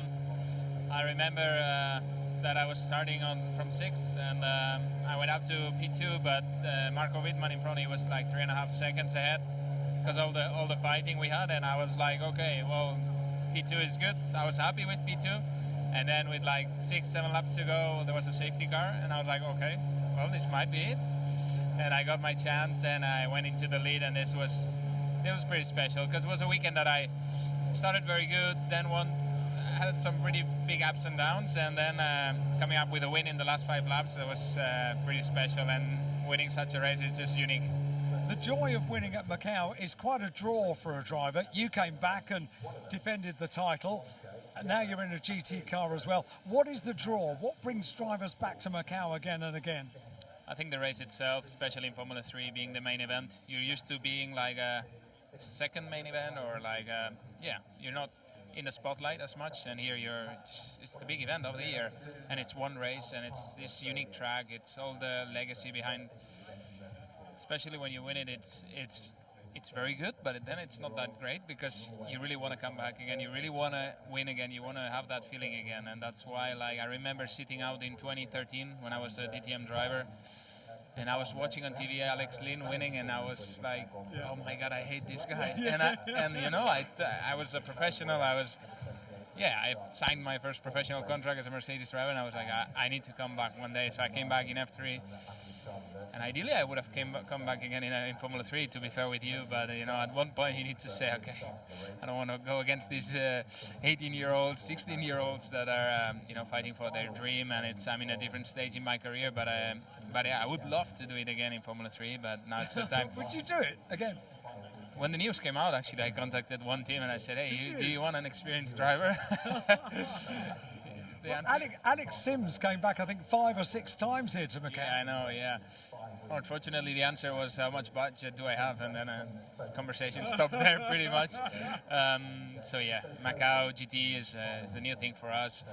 Also, you can see it's the top GT drivers racing here, which makes it all so special as well. And it's such a crazy race, like Raffaele mentioned. With the GT, there's some places where it's a bit more trickier, and it's very narrow. The car is huge, so it's another challenge. And being in a FIA World Cup, it also makes it so special, and I'm going to be coming back anytime I can. Yeah, you're not going to keep away, are you, Danny? Thank you very much indeed. Raffaele as well. Great to bump into a couple of world-class GT drivers down here in the pit lane. They know what it's like to wait and keep their focus on the restart of the race, and that is exactly what the Formula 3 drivers are doing right now. And Danny Juncadella, that's 2011 Macau Grand Prix winner. There's the man that's leading at the moment, Luke Browning, standing next to his high-tech Pulse 8 car.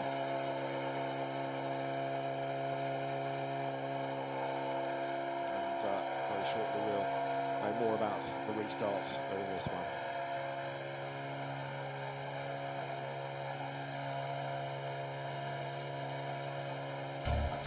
Let's have a quick look at yesterday's race. It began with Luke Browning on pole position, and he made a demon getaway to fend off Gabriele Mini and Dino Beganovic, with Isaac Hadjar dropping down behind Alex Dunn. Mini went to the outside of Browning on the way down towards Lisboa. Beganovic tried the inside line, but it was Dunn that got past him and made a move against Mini. That didn't work, but he'd have another go later on because there will be an early interruption to the race. Dan Tickton was busy going down towards turn 1. And at turn 3, he was forced out a little bit wide, dropped a couple of places, and then later would get absolutely harpooned by an errant Uga Chukwu that put both of them out of the race, and it looked like this.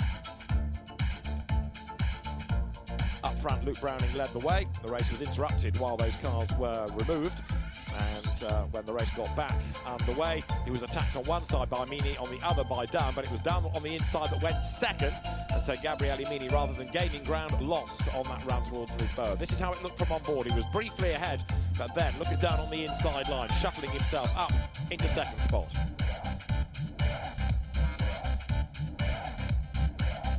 Once he was clear, Luke Browning was not hanging around. He started to build that lead over Alex Dunn, and Gabriele Mini had no answer. He was the best of the Prema drivers, but the two high-tech Pulse 8 cars were indeed pulsating. They came through to score a 1-2 finish. It was Luke Browning, the qualifying race winner, ahead of Alex Dunn and then Gabriele Mini in third place. And Luke Browning has been the star of the weekend so far.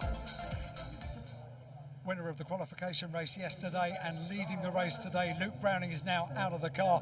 It was just going to be too long sitting in there underneath the parasol, wasn't it? Yeah, unfortunately, yes. It was all going well. We had flags come out, and yeah, looking forward to getting a good restart, fingers crossed, and yeah, let's finish this off. Going well, Luke, is an understatement. It was going brilliantly well. You had everything under control. I mean, I guess the key when you're in that position is just not making the tiniest of mistakes, isn't it? Yeah, exactly. Just managing it. I mean, it's so the speed that you're going past the walls here is insane. So that concentration for an extended amount of period is obviously difficult. But yeah, I was relaxed, you know, trying to take it as quickly but as safely as I could. Obviously, I knew I had a pretty safe margin, but yeah, that's been wiped out now, so it's time to build it back. Can I ask a question, which is just because I'm a fan and I watch motor racing, and we sit on board on these Formula 3 cars around Macau. We can see the front wheels, we can see where the barrier is, we can see where the wall is. In the top part, the hilly part of the circuit, how do you not get tunnel vision? How do you remain so inch perfect every time? Well, if we look down here, as you can see, if we pan the camera, we've done a little bit of wall scraping. So yeah, I've taken a little bit of paint with me there in the rim as well. But yeah, I try my best to be as inch perfect as possible, but sometimes I just get it wrong. But yeah, it's obviously difficult to stay within them margins. But yeah, to be fast here, you've got to be like that. Career's going really well, isn't it, Luke? You should be very proud of what you're doing. I'm trying my best. Yeah, obviously with a massive thanks to Williams and Ollie Oakes at High Tech, it's really propelled me this year doing Formula 3 and having the opportunity to come to Macau. I'm incredibly grateful. So yeah, just to be here, I'm happy, and yeah, to come away as almost a champion would be amazing. Did you expect to go quite as well as you are this weekend? Street circuits were, yeah, I mean, my first time at Monaco, it went pretty well, and I think one thing about my driving that's probably noted is the track usage, especially coming from sort of Alton Park, these background UK circuits. You've got to be inch perfect, and really that attention to detail is super important here. So I guess no, but yeah, we expect to be up there. Obviously Vips was on pole here last year, so we knew we had a good car here, and it was just all about putting it together. And the reason I asked that question is because there are drivers on this grid this weekend that have won the race once, won the race twice, but there are plenty of drivers that have never been to this circuit before, and you all seem to have learnt the circuit in no time. What's the trick? I don't remember drivers learning the circuit quite so quickly before. Is it simulation before you come here? I think so, yeah, and the ability, the things that we've got now in terms of software to overlay differences and to understand and really go into depth about yeah, how to take a corner and how not, and the philosophy around here. And it's funny, 3 different philosophies in taking a corner work quite well here, and you've got to make sure you nail all of them to be fast. So yeah, it's an interesting thing, but for sure simulation, as many laps as possible on the sim, but ultimately you turn up here and you've got to drive by the seat of your pants. How easy are these cars to get off the start line? Pretty easy, to be honest. It's a lot of the hard work's down to the engineer. You drop the paddle, and then you drop the second one after the clutch bike point. So, yeah, a lot of it's out of your hands on the start, to be perfectly honest. But luckily, I've got a brilliant engineer, Finn, that's done an amazing job this weekend on both starts. We've been, yeah, it's been pretty impeccable. So we're all working hard. You're doing a great job, Luke. You need to go. I understand it's about 12 minutes before the start. Thank you very much. Luke Browning leading the race, won the qualification race yesterday, and engines are beginning to fire up in pit lane. Alan, thanks very much. That means we are 11 minutes away from the pit lane opening, and therefore the race resuming. And very shortly, therefore, drivers will start to get on board. Gabriele Mini chatting to his engineer. This is the man with the pressure on now. He's got to somehow dig deep and get ahead of Luke Browning, who had built a gap, of course, but the gap means nothing if we resume behind the safety car from the pit lane. The race control vehicles, plural, are back into the pit lane. There are 3 of them, absolutely full of the race officials, who are now dashing back up to the race control building. The slippery surface flag will be out at turns 11 and 12 because of, obviously, the petrol, the liquid put down on the road by Paul Aaron's damaged car. What we need to kind of try and see in the queue is whether or not Charlie Wurtz's car is there and whether they've been able to repair the gearbox. That was going to be a long job, but equally the barrier repairs have been a long job, so it might just balance out. I'm peering from my window, but I'm afraid looking down through the debris fencing on the pit wall, it's rather hard to try and spot Charlie Wurtz's car, but we'll do that when the cars no doubt leave the pit lane. So that's Dennis Hauger, that's the man in 3rd. Behind him, 28, helmet on, is Mari Boyer. So 4th place, number 28, Mari Boyer. In 5th place, it should be Pepe Marti, number 15, the Campos racing car, new front wing. And then a gap. So that's where Charlie Wurtz should have been. Look right, and I think you'll find the car in its garage, potentially. Charlie Wurtz looking as though he is not, after all, going to be able to take the restart, and that is very disappointing news indeed. So Charlie Wurtz effectively retires from the race, it would appear, unless they can scramble the car at the end of the queue. They've still got 10 minutes to work, even if it doesn't necessarily start from where it should do. They still have a bit of time to work on the car, but the fact that it's in a garage, obviously not in the fast lane, just reinforces the amount of work that is needed to be done on that car. Disappointment for Charlie Wurtz, having had a good run early on.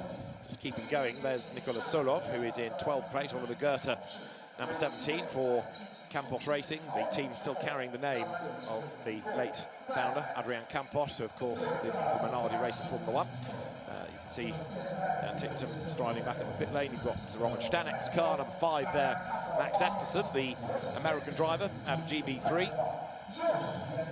Another driver here for the first time. In fact, we've lost him, he's not there yet. Dan Ticktum should be next, there he is, and a wave, and gets himself then helmet in hand, ready to clamber on board the car. Number 22 is Christian Mansell, the Australian driver at ART Grand Prix. Number 20 then, Tommy Smith, another of the Antipodeans. And then behind him there will be Matthias Zagazeta, the Peruvian. Keep on going, behind Zagazeta, American driver Ugo Chukwu for Trident. After Ugo Chukwu, it will be Noel Leon, who was delayed with Marcus Armstrong earlier on. We saw them up the escape road. Marcus Armstrong's car not there, but Sebastian Montoya's car is. And that, of course, joined in late after it was pushed into the pit lane.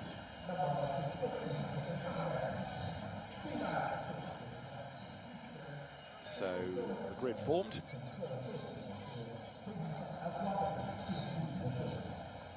That's the order. Browning, Meany, Haga, Boyer, Marty, Gatware, Butts may or may not end up. Hadjar, Van Hoopen, Veshaw, Malone in the top 10. And again, we're all finding ourselves on the screens. And this is the most animated of the grandstands. If there's a competition, then B9 and B10 are winning it. So the pit lane is going to open at 16:50, and we're at 16:43 as of now. We've been talking over the weekend about how drivers have this lure of Macau and want to come back year after year. You've heard it from Danny Juncadella, amongst others. It's not just drivers. Last night was introduced to Felix Rosenqvist's father. Felix, a double winner of the event, dad on a business trip to China, and he made a bit of a detour to come here for race week and then go back to his business trip. But even for a racing dad with no involvement, he's still eager to be part of the Macau Grand Prix.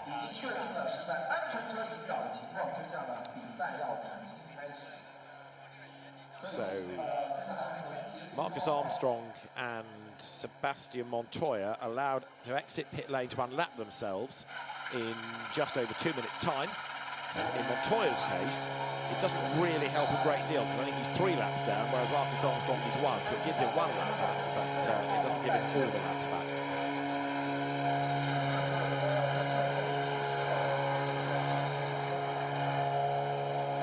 But it means that when they come around and cross the timing line, they will have done the same number of laps as the leaders, which hopefully if it's timed right, they'll be able to latch onto the back of the queue. And certainly for Marcus Armstrong, assuming he's there, because I don't think we saw the car a moment ago, he would be on that lead lap unless he's out of sequence from that earlier delay. Anyway, there at the front of the grid, Luke Browning is set to go. Drivers getting back on board the cars. Clambering back in, seatbelts done, the radio plugged back in.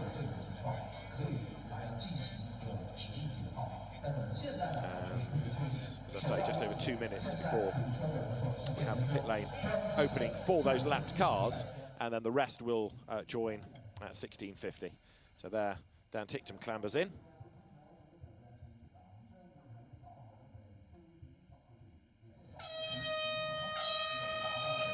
Dan Ticktum clambers aboard.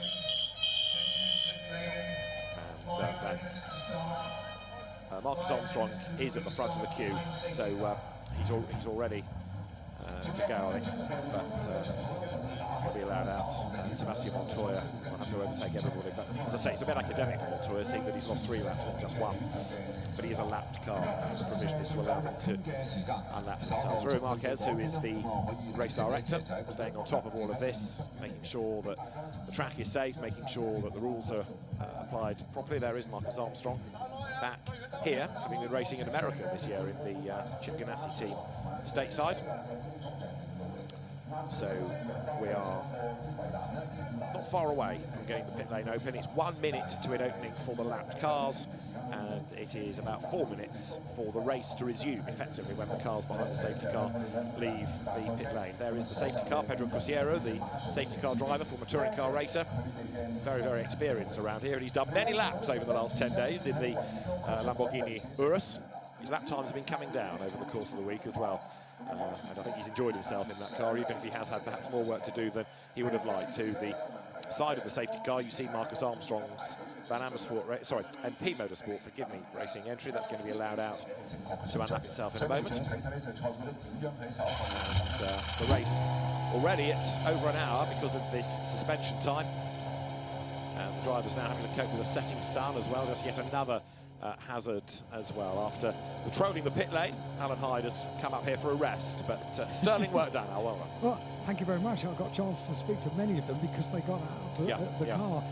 When you're sort of leaning into the cockpit and they've got their helmet on, it's not a conversation, is it? You can't. No, it's a grab. It's a little grab of information, but when you can get involved and have a conversation, and that's what it felt like with many of the drivers down there, and also answering questions about what happened to Charlie Burton to get Dad's input into that as well. Yeah, really useful.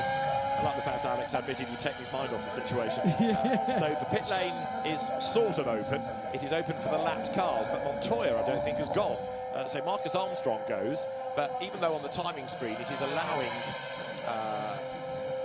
numbers 16 and 29 to unlap themselves, only Marcus Armstrong has gone out. But as I say, Montoya is allowed to go out, but he doesn't appear so to have done. Anyway, that's for the team to sort out. He's at the back of the queue, but there would be provision, I'm sure, for him to be able to drive past. Anyway, he has not ventured out. Marcus Armstrong will get his lap back. We'll wait and see, because in 2 minutes and a bit, the pit lane will open. The idea here is that as Marcus Armstrong comes out of our bend, he will just join the back of the queue and then be on the lead lap. Luke Browning just seemed to be taking all of that in his stride, didn't he? It was amazing. I had to tell him to go. Yeah, exactly. He was totally relaxed, totally happy to have a chat. When he was in the car, he was surrounded by the team, the umbrella. He was almost in a little tent in the cockpit of the car. So I dared not go in. There were a couple of teams that said, no, you're not coming in, you're not talking to my driver. And that's fine. The drivers are there to be protected by the team if that's what's needed. And then when they started getting out and taking their helmets off, they were all that much more relaxed. And it was maybe, as you say, quite nice to take their mind off what is quite an anxious race, because they don't know when they can go again. No, exactly. But in any situation, something like that where there is such a long stoppage has to break the concentration, whether you're staying in the car or not, whether you're talking to the engineer or the media. The concentration is bound to be affected. The interesting bit now will be who is back in the zone so quickly, and I suspect everybody will. Yeah, I think they will. Fascinating to see Luke Browning's car as well. He pointed out the tyre, didn't he? 1 minute board is being displayed down there in the pit lane, so 1 minute until the cars are allowed to leave pit lane. But just to see that little scrape, that's how close they come in a Formula 3 car. Wow. So here comes Marcus Armstrong, and he's got 40 seconds to get himself to our bend. And what he doesn't want to do is overtake everybody necessarily. He's been allowed to unlap himself, but then needs to try to be at the back of the queue. So he's tonking along, isn't he? And I think he's going to end up, well, you believe here, because if he goes through, this will be the end of his 9th lap. That will give him the same number as everybody else, and he's going to have to be held. Otherwise, as I say, if he... Oh, yes, he'll come into the pit lane and join from there. He won't be allowed to tag onto the queue on track. So that does sort the situation out, except, irritatingly, he's going to now be behind Montoya, who didn't go out to unlap himself, so he's still got a lapped car ahead. Anyway, safety car provision, the race is back on. And as the cars leave the pit lane in the early evening sunshine here at Macau, that is a problem, because having been down in the pit lane, seeing where that sunshine is, when I did the final interview with Luke Browning, the cameraman asked us to stand by the side of the car, and where he wanted us, we couldn't stand there, couldn't see each other. Right. That's how bright the sunshine is. But it's another of those facets of Macau. I mean, ordinarily, the race would have ended 20 minutes ago. Quite a long time. Yeah. And we'd have done podiums and press conferences, but because of the long stoppage with the barrier damage, we've ended up in this situation now where obviously the sun is setting. So this is lap 10 of the race. The race resuming behind the safety car as the field is back on track, and we'll see whether it's going to be 1 or maybe 2 laps behind the safety car, just to let the drivers have a look at the state of the circuit, and then a quicker lap to get some warmth into the tyres, but we'll see. Luke Browning immediately weaving the car from side to side to get heat into the tyres quickly. It's a weird feeling to think that just 10 minutes ago we were chatting in the pit lane, and now he's behind the wheel of the car. I hope I haven't distracted him. I hope he's maintained concentration. I hope they all have, because this could be a fascinating finale for just what would essentially be a 5-lap or a 4-lap sprint to the crown of winning the 70th Macau Grand Prix. What, if anything, can this man do? Gabriele Mini in second place. He has been able to see off his opposition of Dino Meganovic and Alex Dunn earlier on in the race. They both crashed out at Lisboa. But what he hasn't been able to do is find an answer to Luke Browning. Alex Wirtz made a good point to you about Charlie Wirtz, which was about how he had been looking after the tyres and how that disappointment of not being able to restart would be sizable. And has Gabriele Mini looked after the rubber any better or any worse than Luke Browning? And we certainly know that Luke's been giving it beans, as he pointed out, with the skim across the tyres. But Has Gabriele Mini got a little bit more in reserve? And what does this long stoppage and long interruption do to the life and the longevity of the tyre? Twice I was not able to talk to Gabriele Mini. He was one of the drivers that the team were keeping very shielded down in pit lane. Even though he was sat on the pit board, he was out of the car, he was in a little controlled bubble with the team all around him. So no, somebody that was not prepared to break the concentration in any way at all. Yeah. Well, it's been a bad race for Prix, hasn't it? Started with 3, and the team that had a 1-2 finish in last week's F4 race here has had 2 of the 3 eliminated with accident and a sizable car splitter in the case of Paul Aram. So it's down to Gabriele Mini now to uphold honour. And what can he do about Luke Browning? Well, we will see in due course. They're coming out of Donna Maria. There's no suggestion the safety car will be in at the end of this lap, so certainly one more to try and help them get warm into the tyres. That slippery surface flag on the track over at turns 11 and 12. The run down towards Pyle. Down towards Black Sand and then on towards Fisherman Bend. And there is Luke Browning weaving around, trying to get the warmth into the tyres, and he knows he's got to nail the restart. Now, yesterday he had to nail a restart, and he did it midway through our bend, and the car snapped slightly, but he was able to control it.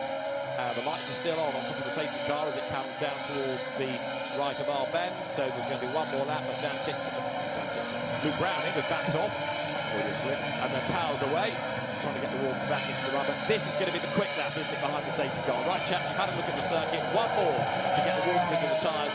So the end of lap 11. Hopefully we're going to go racing. Yeah, even as they blast past the start-finish line, they are picking up the pace, and they need to do that. Get heat back into the tyres, into the brakes. Everything about the car needs to be back up to race temperature, because they have to make every single lap count a 4-lap restart. The first one will be without DRS. The second one should be with it, barring any dramas on the racetrack. So we have what? 2 virtual safety cars and a wheel one and a race suspension. It's been a good race for the drivers, but as they come now through this bar, you can see that the safety car, Pedro Cruciero at the wheel of it, is upping its pace and he's hustling the Urus around. And fingers crossed we're going to be back racing. Safety car will indeed be in this lap. So at the end of lap 11, we will go racing 4 to run in the 70th Macau Grand Prix. Absolutely cannot wait for this restart, and nor can the drivers on board with Dan Ticktum, a double race winner here at the Macau Grand Prix. This, the 70th Macau Grand Prix. 40 years since Formula 3 cars were here at Macau for the first time. That race won by Ayrton Senna. That gives you just a slight insight into just how prestigious winning the Macau Grand Prix is. Is it going to be Luke Browning from the front of the field? Is it going to be Gabriele Mini, who runs in second place? They all need to concentrate now. The tyres getting up to temperature. They are about to enjoy the restart around the long left-hander, the wiggles of the top part of the circuit, around the twisty and hilly section of the Macau circuit, still weaving the cars from side to side, trying to get the, those are not grid hatchings on the right-hand side, they are parking spaces. These are the roads of Macau. Make no mistake about it, from 6 o'clock this evening, we're back to vans and mopeds and lorries and all the normal traffic of Macau. Only one weekend every year are we allowed this treat of motorsport, and we are about to get a 4-lap restart underway for the Formula 3 Macau Grand Prix. And it will be up to Luke Browning as the race leader then to control that restart. He will decide when to go. He, in the qualifying race yesterday, left it late. As I say, he was midway around our bend, turn 23 of the 23, before he floored the throttle. And the car had a little snap, but he corrected it and blasted away the other side. Gabriele Mini knows that he's got really, this is his best shot on the restart to get the toe down to Lisboa. Can't afford to let Browning get away. Lights out atop the safety car. It will peel in. We will be good to go. Browning from Mini, from Hauger. Then it's Boyer, Marti, Hadjar 6th. Van Huppen, Verschoor, Maloney, Flörsch round out the top 10. Gabriele Mini sitting on the back of Luke Browning. He doesn't want him to get away. Luke Browning may well do what he did yesterday, and Gabriele Mini may well be wise to that. And that is go midway through turn 23. It's up to Luke Browning then to floor the throttle. The green flag awaits, it's being waved, but there are no takers yet. As slowly they come to our bend. And in a moment, the race will be back underway. Here we go. What is Luke Browning going to do? Pull the pin as they turn the corner. So who's going to come out on top? Gabriele Mini right with Luke Browning as they come up towards the start-finish line. It was almost the same. Paul putting with the pin for Luke Browning in the middle of the corner. Yesterday got a bit of a wiggle on, didn't he, when he did that? Yesterday it was neat and tidy. And Gabriele Mini wasn't really able to go with him because he was giving a toe to Dennis Hauger, who comes around the outside, and so also does Mali Boyer. Up to second goes Hauger. Mini fights back on the inside line, down towards his bar. He's got the inside against Browning. No, he's not quite, but Hauger goes round the outside to grab the lead. He's on the wrong line, so Browning fights back. Back up the inside goes Mini for third place, and that didn't quite work for Dennis Hauger, but boy, did he roll the dice there. That was brave stuff, and again, Mini gets jumped on a restart. What a restart for Dennis Hauger. Absolutely thrilling stuff, and all of that has allowed Luke Browning to get a little bit of a gap, because just getting everything connected together for Lisboa, well, it's allowed Luke Browning to make the most of it. He could pick his own line. He wasn't defending, he was just keeping his line as he went into the corner. It was down to everyone else to try and sort themselves out in order as they went through the corner at Lisboa. Luke Browning, advantage Luke Browning. It is, but Dennis Hauger then has been really good in this race thus far, and having got himself up to second, let's see what he can do. Don't forget he started fifth, so he has been one of the race's big winners. DRS will be activated on the next lap, and the race has 31.5 minutes left in it as a maximum time allowed. So if you get more stoppages, it's got to be done by 5:30 come what may. But let's hope we don't have any more interruptions, because this is going to be tantalising now. Luke Browning versus returning to Formula 3 driver Dennis Hauger. And Hauger is charging. Look, he's going after him. He is bringing down that gap. Gabriele Mini trying to close at Macau hairpin, but Hauger now can see that blue car ahead of him. He is charging, so is Browning to get away. There goes Browning down through the open section as they come down from the Macau hairpin, down through Black Sand, through Fisherman's Bend they go. And yet they go oh so close to the wall. The proof was that there was a little stop on the tyres for Luke Browning, and he's got the gap, hasn't he? We've got a car off at the outside of Macau hairpin. That's Jesperson, and he's going to rejoin him. Big damage there coming out of the Fisherman's Bend right-hander, so there's another yellow flag. That car might be able to limp to the pit lane as the leaders go by. 1.2 seconds between them, and so here is the replay. Let's see, it's bang into the wall. It's number 23, Nicolas Solov. That's his third crash of the weekend. So Nicolas Solov hopefully can drag that to the pit lane. There are the leaders, and look, Mini coming back from Hauger. Hauger possibly using DRS to close a little bit on the race leader, but he couldn't find a way by. 3 wide here. Christian Mansell's in the middle. Goethe on the inside, and Goethe, the brave one, goes through. Yes, wow, 3 abreast into Lisboa is something to behold. So too is Luke Browning over the bumps of the twisty part of the circuit, and he's got that small gap before we've got Dennis Hauger, and maybe because Gabriele Mini is right on the tail of Dennis Hauger, he's having to maybe think more about defence than he is attack. Look at Browning working at the wheel. This is supreme from Luke Browning this weekend. He was chatting down in the pit lane, and we were talking about the necessity. We've got a safety car. Safety car comes out. So just as we look at Sophia Flörsch going side by side. Sophia Flörsch, the restart of the race into the sunshine, down towards Lisboa. Sorry, my last lap going through. This was the 3 wide elements. It was Christian Mansell in the middle, Goethe on the inside. Goethe goes through. They all steered away from each other. Sophia Flörsch drops back, but great racing, 3 abreast between them. Right, 3 laps to go. Safety car on track, and that must be because of Solov's car. He didn't drag it towards the pits, but he did drag it away from a crane. Indeed, so we do need a safety car. That rather negates the advantage that Luke Browning had over Dennis Hauger. It was 1.2 seconds at the end of lap number 12, a 15-lap race, 3 laps to go, and we see the stricken car. That needs to be recovered as soon as possible. What it does mean, I fear, is at best a 1-lap shootout. Yep. Because they've got to get to the car, they've got to get the car away, and until I think the field has gone by, they can't release the recovery vehicle because the field is here, so they've got to wait. But it may be that 1 lap is all they're getting in a funny kind of way. That does help Luke Browning, because it means he's got fewer laps in which he's got to defend. It wouldn't give you a DRS lap if it was only 1, would it? So he'd be that little bit more protected that way as well. Right, there's the recovery vehicle on its way. Solov, I think, is still in the car, but he will hopefully win the clear once the marshals are allowed to go to him. You might think they're not doing anything, but under FIA regulations, the marshals aren't allowed access to the circuits until given permission by race control, so they'll get there as soon as they can. This on board with Dan Tipton. And there, the impact has just happened. With the wheel ripped off, Nikola Solov's car grinds along the wall, but eventually momentum stops and he's out of the race. So safety car again. We were doing so well early on, and now it's become a bit bitty. I know, yeah, they got into a groove, didn't they, in the first part of the race, and Luke Browning was consolidating the advantage at the front of the field. It's not fun to look on Dan Tipton, and I said, looks like you're always smiling. Looks like I'm enjoying this, I love it. Proper racing driver. I wish they should have the same. And I like Danny Juncadei's conversation that he wanted to come back and talk to the team until they started talking money. Yeah, you need to bring a budget. Yeah, right. Okay. The fact that he's a Mercedes factory driver and he's got a euro or two. So the reference that I made to Danny at the start of that interview, I was part of his career when he started in Formula BMW, part of his media training. So it's fun to keep in touch with these drivers all these years later. So too, the same sort of era that Carlos Sainz was doing Formula BMW. They all have their roots into wherever they end up. Carlos Sainz, Ferrari driver with Formula One's going pretty well, isn't it?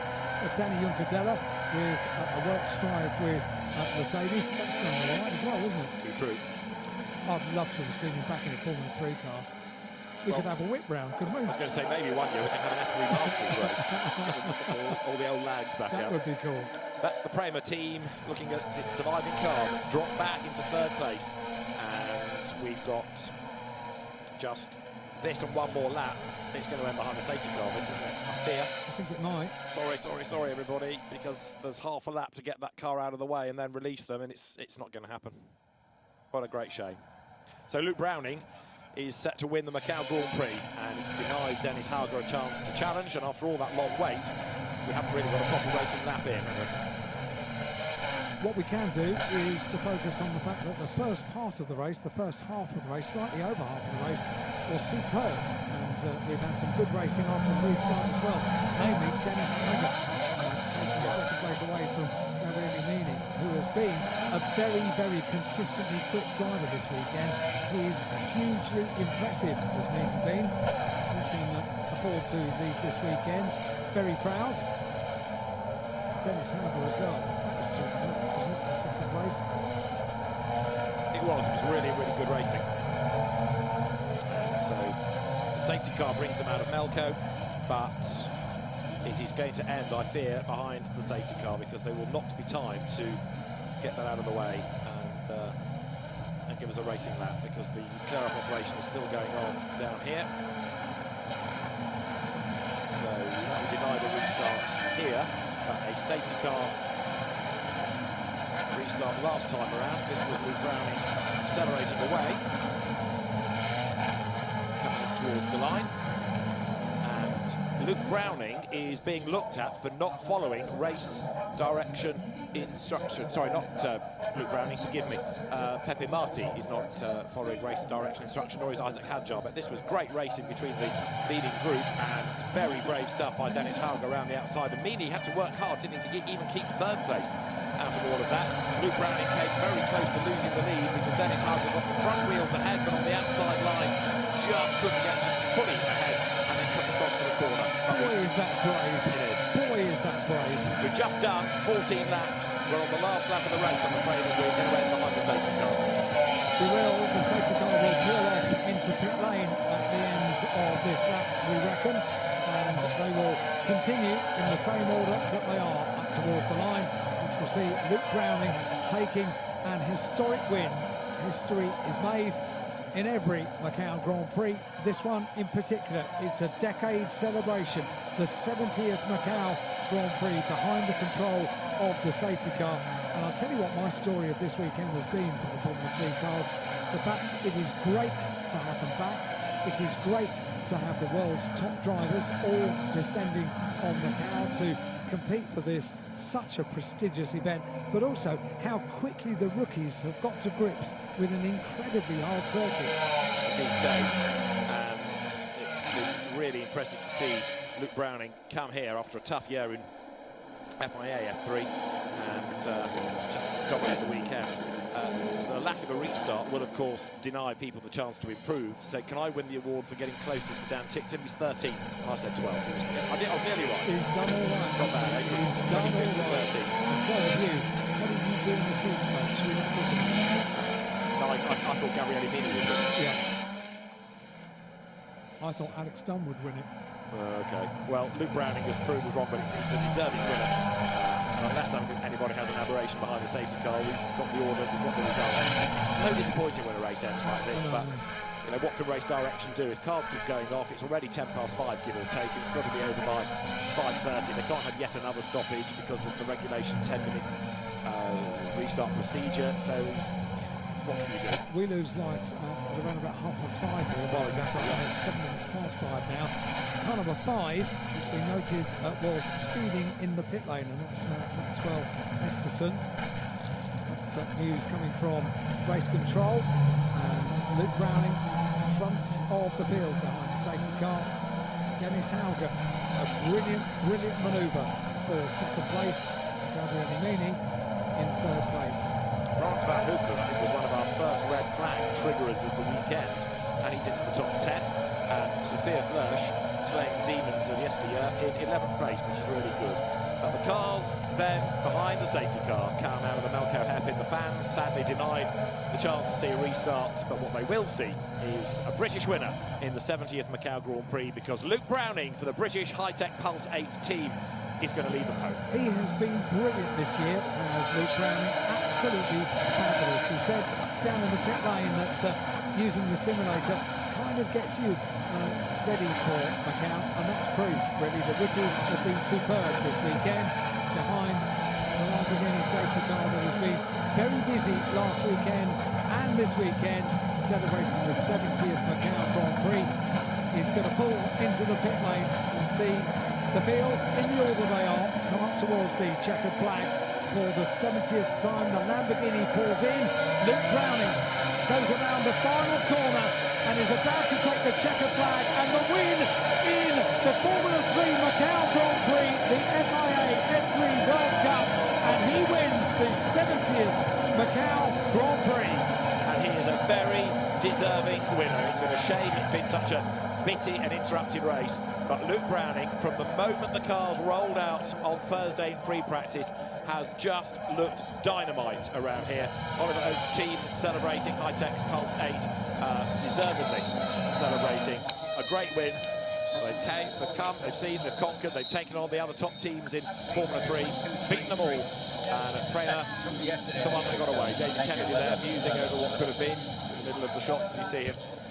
He raced here himself many years ago, but Luke Browning, as I say, has just looked so strong all weekend. It's apart from one outlet where we saw a wobbly wing in free practice 2, I think it was. It's hard to find anything to really criticise him for. He's been confident without being cocky. He has been blindingly fast and yet smooth at the same time. And the British driver, Luke Browning, is the Macau Grand Prix winner. And that is perhaps for many a surprise, as I say, given his results within the FIA Formula 3 Championship this year. Tough season, one podium, that was at Barcelona, but it is a victory here for the man that began in the Junior Saloon Car Championship back in 2016. He went to Ginetta Juniors, he was third in that in 2018. 2 years later, he was a champion in British F4. 2 years later, he was a champion in GB3, and a year on, he is the Macau Grand Prix winner. Luke Browning is the winner of this 70th Macau GP. He returns to the pit lane at the end of this.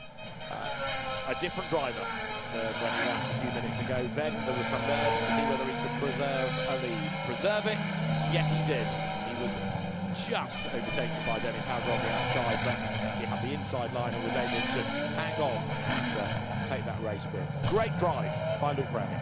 Great weekend for Luke Browning. A couple of little moments on the morning of qualifying. Apart from that, exemplary. Huge speed, huge determination over the course of this weekend, and nerves of steel.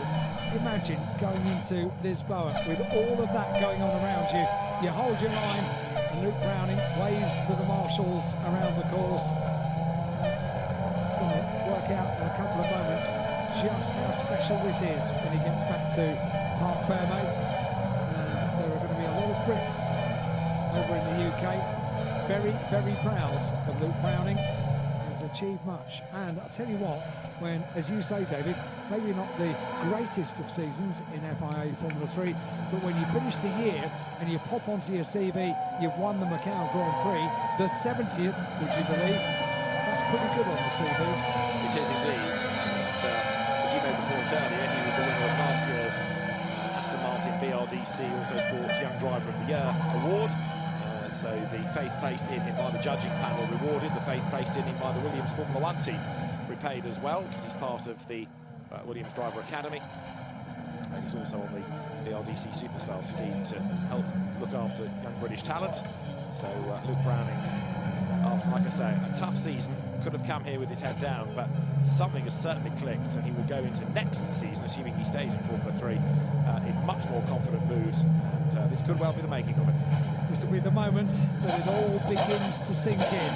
A winner at Macau is a very, very special moment, and Luke Browning brings the car up to its parking spot underneath the podium, where in just a few minutes' time there will be historic photographs. Can't wait to get out of the car. Yes, number one, and Luke Browning will bounce out of the car like a bunny straight over to the team, who are naturally delighted for him. Great to see. He is the little boy now. Yes. At Christmas. He has won here at Macau. Can't quite believe it, I think, but it'll sink in soon enough. He will go to the podium. There will be the Macau Grand Prix podium. There will also be the FIA World Cup trophy presented to him. Teams trophies will go to High-Tech Pulse 8. Live TV. Let's go, baby. Very, very happy, Luke Browning, and quite right too. What a drive.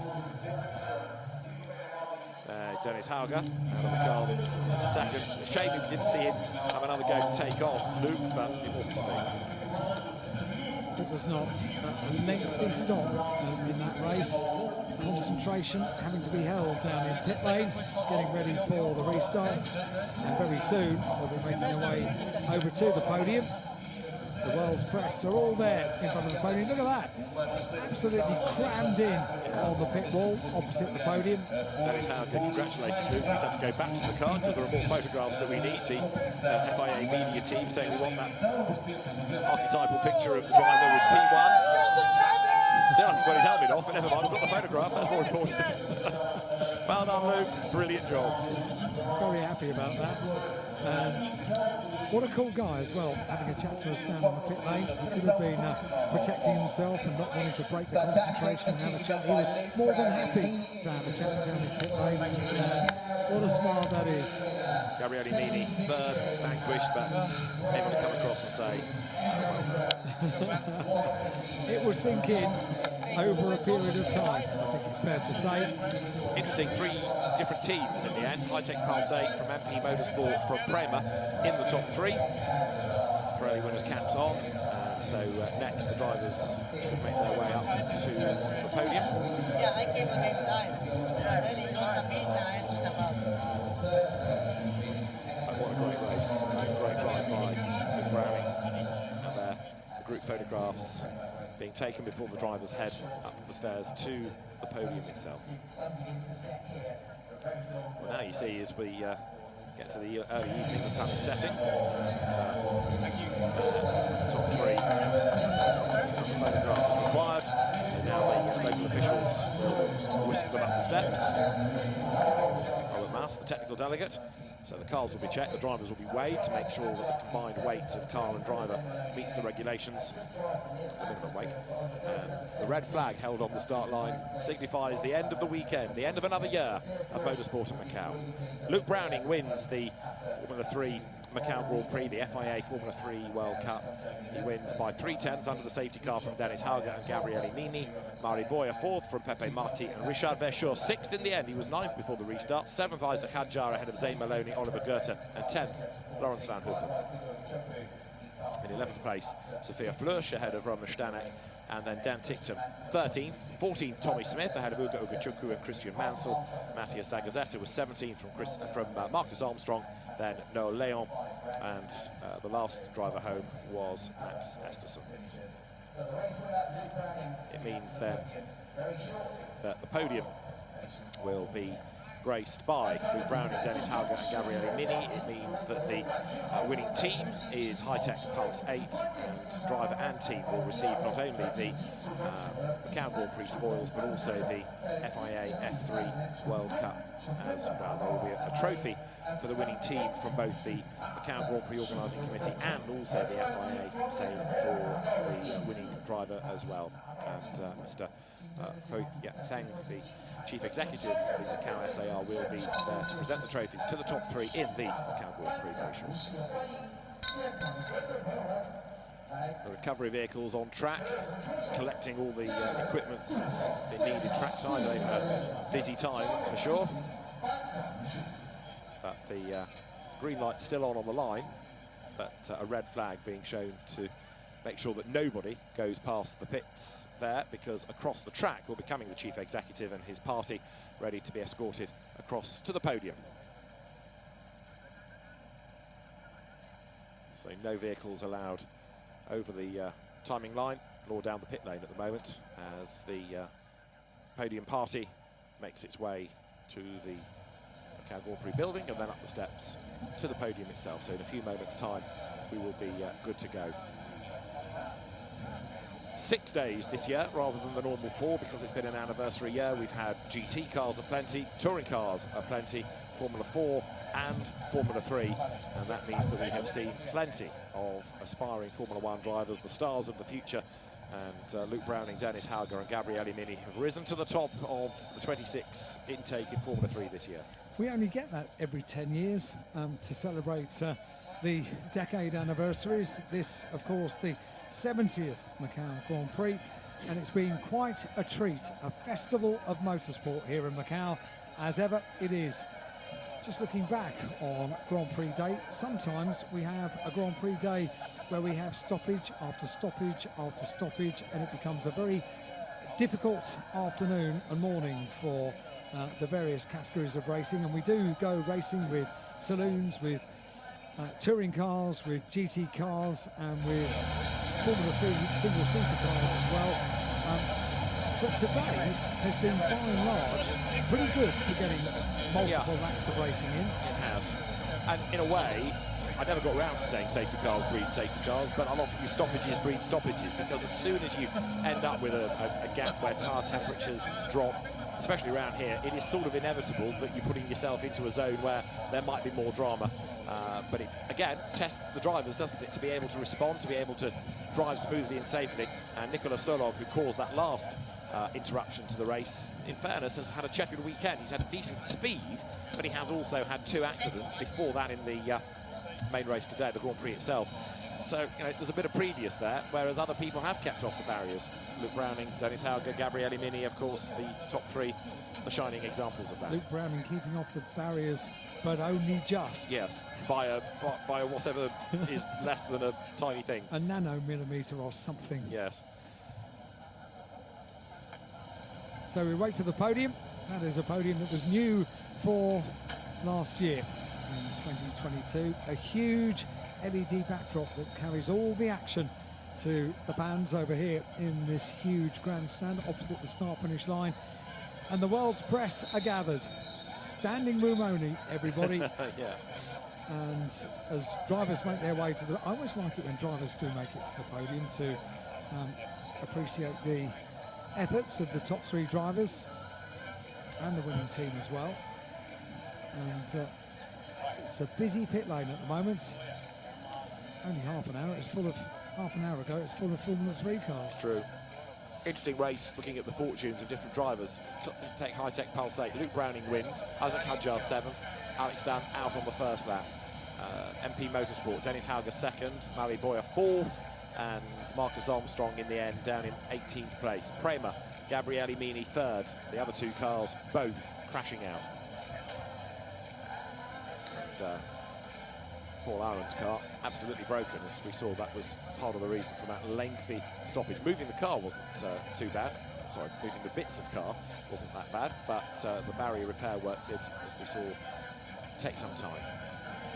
So in the end, an hour and 40 minutes because of that interruption midway through.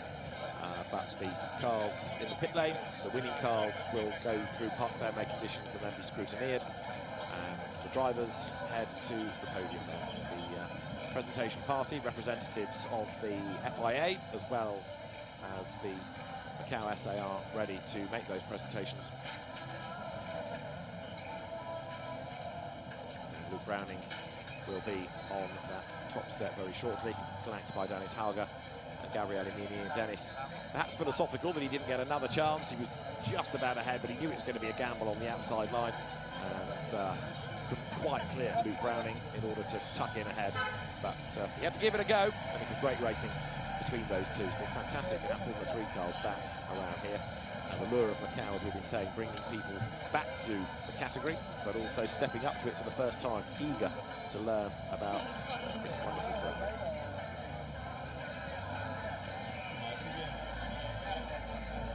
So looking across, the doors to the podium are open. It means that we're not too far away from getting the successful drivers brought forward.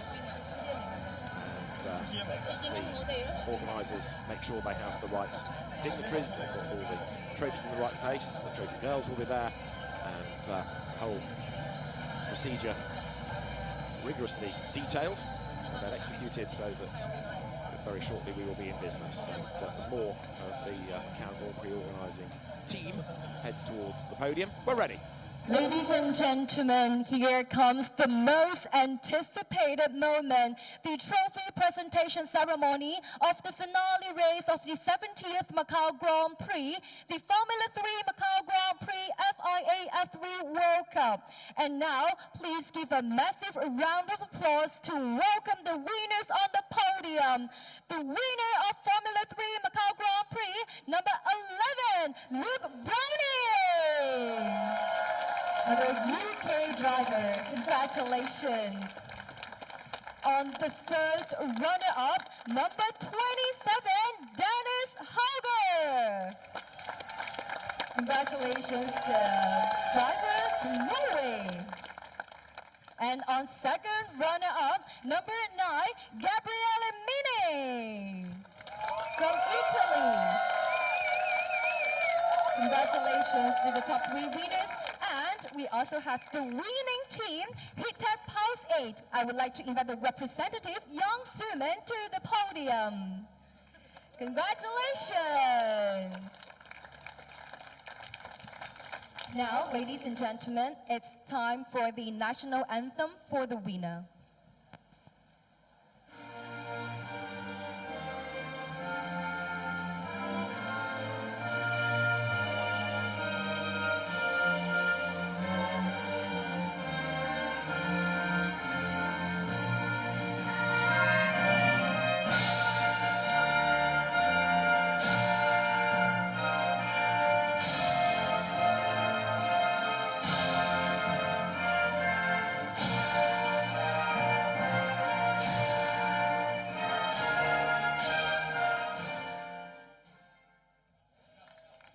現在敦請澳門特別行政區行政長官賀一誠先生為我哋頒發桂冠以及獎杯俾我哋嘅得獎車手。May I have the great honor to invite Mr. Ho Yat-seng, Chief Executive of the Macau SAR, to present the laurel and trophies to the winners. First, presenting to our winning driver. Congratulations. And the Chief Executive also present to our first runner-up. Congratulations to number 27, Dennis Hauger. And also presenting to our second runner-up, number 9, Gabriele Mini. Congratulations. The Chief Executive also present the laurel and trophy to the winning team, Hitech Pulse 8. Congratulations. 正長官亦都移步到中間嘅位置，同一眾嘅得獎車手合照。So please look to the front with all the winners and take a group photo together.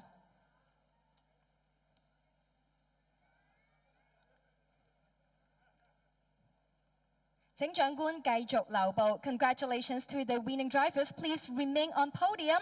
And now I would like to also invite the representatives of our 6 major sponsors. Please come to the podium and take the group photo together with our winning drivers. Welcome.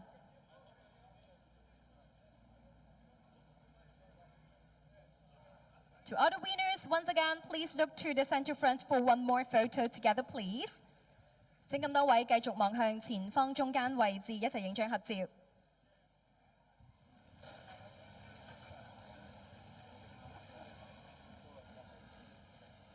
Thank you all the guests. And once again, thank you Mr. Ho Yat-seng, the Chief Executive of the Macau SAR. With all the drivers, please again remain on the podium. Thank you all the guests.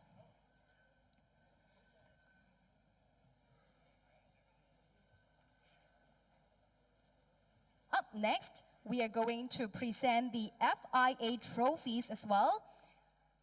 And I would like to also invite the presenter of the FIA trophy to come up to the podium. Let's welcome Mr. Zhang Tao, member of FIA World Motorsport Council, to present the FIA trophy.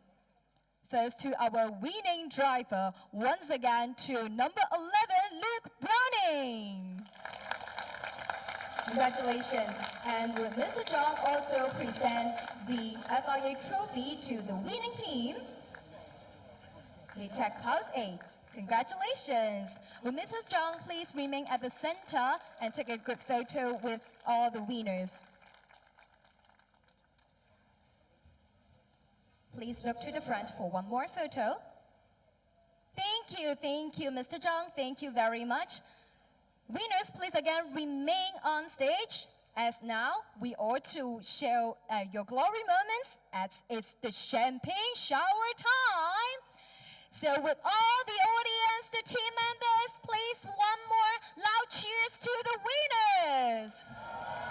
Congratulations.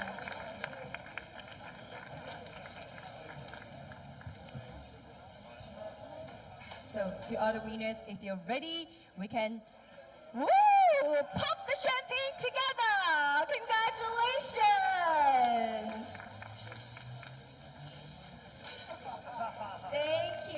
Thank you very much. One more photo at the center with your champagne, of course. And I would like to also once again invite our winning drivers. Please remain on the podium for some questions. Thank you. Congratulations again. And now I'll pass the time to Chris. Thank you. Thanks, Janice. Let's get some reaction then from our top 3 drivers. I'll get up onto the podium. It's a long way up here. Gabriele, I know you would have loved to win, but it's a fantastic achievement to get onto the podium here at Macau. You've been brilliant all weekend long. Have you enjoyed it? Yeah, of course. It was an amazing weekend. Overall, you know, Macau is special. It's an iconic track. It would have been, of course, better to win. We are here for that. The race, in the end, we started second from the last safety car restart. I tried to stay on the inside. I tried to go on the inside of both Luke and Dennis. Just got close at the very end, so I had to step back. And in the end, yeah, we bring home a P3, which of course is not bad. But yeah, it could have been better. Terrific job. Come back and have another go. Well done, Gabriele. Dennis Hauger from 5th on the grid to 2nd place. Dennis, you've went around Monaco, Baku in Formula 2, Albert Park. I guess you like street tracks. Yeah, it's different, obviously. I think this track is, you know, like nothing else. So I was jumping in back into the F3 car. It's been a while, so it was a lot of fun. Good progression through the weekend with the team as well, and I think we really had the pace in the last race today. So we were close to get that top step, but yeah, really happy for the team, and it was a good weekend for us, I think. tell us about the move. Talk us through the move after the restart to get second. It was quite sensational to watch through the second corner. Yeah, I mean, I got a good jump out of the last corner, and after that, I mean, just try to keep it flat and get the right toe. And it was tight into turn 3 in the braking. You know, I think we were all pushing. You know, it's just one race, so you're giving it your all. It was just not enough on the wrong side going into T3. So, yeah, a bit of a shame, but you know, it was a good and fun race, and I hope everyone enjoyed watching as well. Great job, well done to you in second place. Right, let's come round all the way up to the top step. Thanks, Gabriele. Luke, but you didn't realise you'd signed up for an endurance race, did you? An hour and 40 minutes. That was as much a test of mental strength as it was of speed and skill, wasn't it? Yeah, I mean, keeping the concentration for that long as well. Oh, how many restarts could we do was what I was thinking in the car. But yeah, I mean, the car was absolutely phenomenal. Hats off to High-Tech. Yeah, the car's been phenomenal all weekend, and it's been an absolute pleasure to drive. So thank you, everyone. How hard was it to switch back on after that long delay? And of course, the track must have changed a little bit because it was, you know, starting to get dark almost. The track temperature was going down. It must be so hard to refocus. Yeah, absolutely. I mean, to be honest, the motivation was so there. I was so ready. It wasn't too difficult. But T14 was super slippy after there was some dust down after the sand, I think, for the oil down on track, and that was super slippy. So I thought, ooh, the first push of that was a bit hairy through there. I thought maybe the next time I won't go in so hard. But yeah, thoroughly enjoyed it. It's been a smile on my face all week, and yeah, I look forward to coming back next year. Fantastic, Evan. Look around, soak up this moment, because you'll remember this for the rest of your life. Luke Browning, the Macau Grand Prix winner, everybody. Well done, Luke.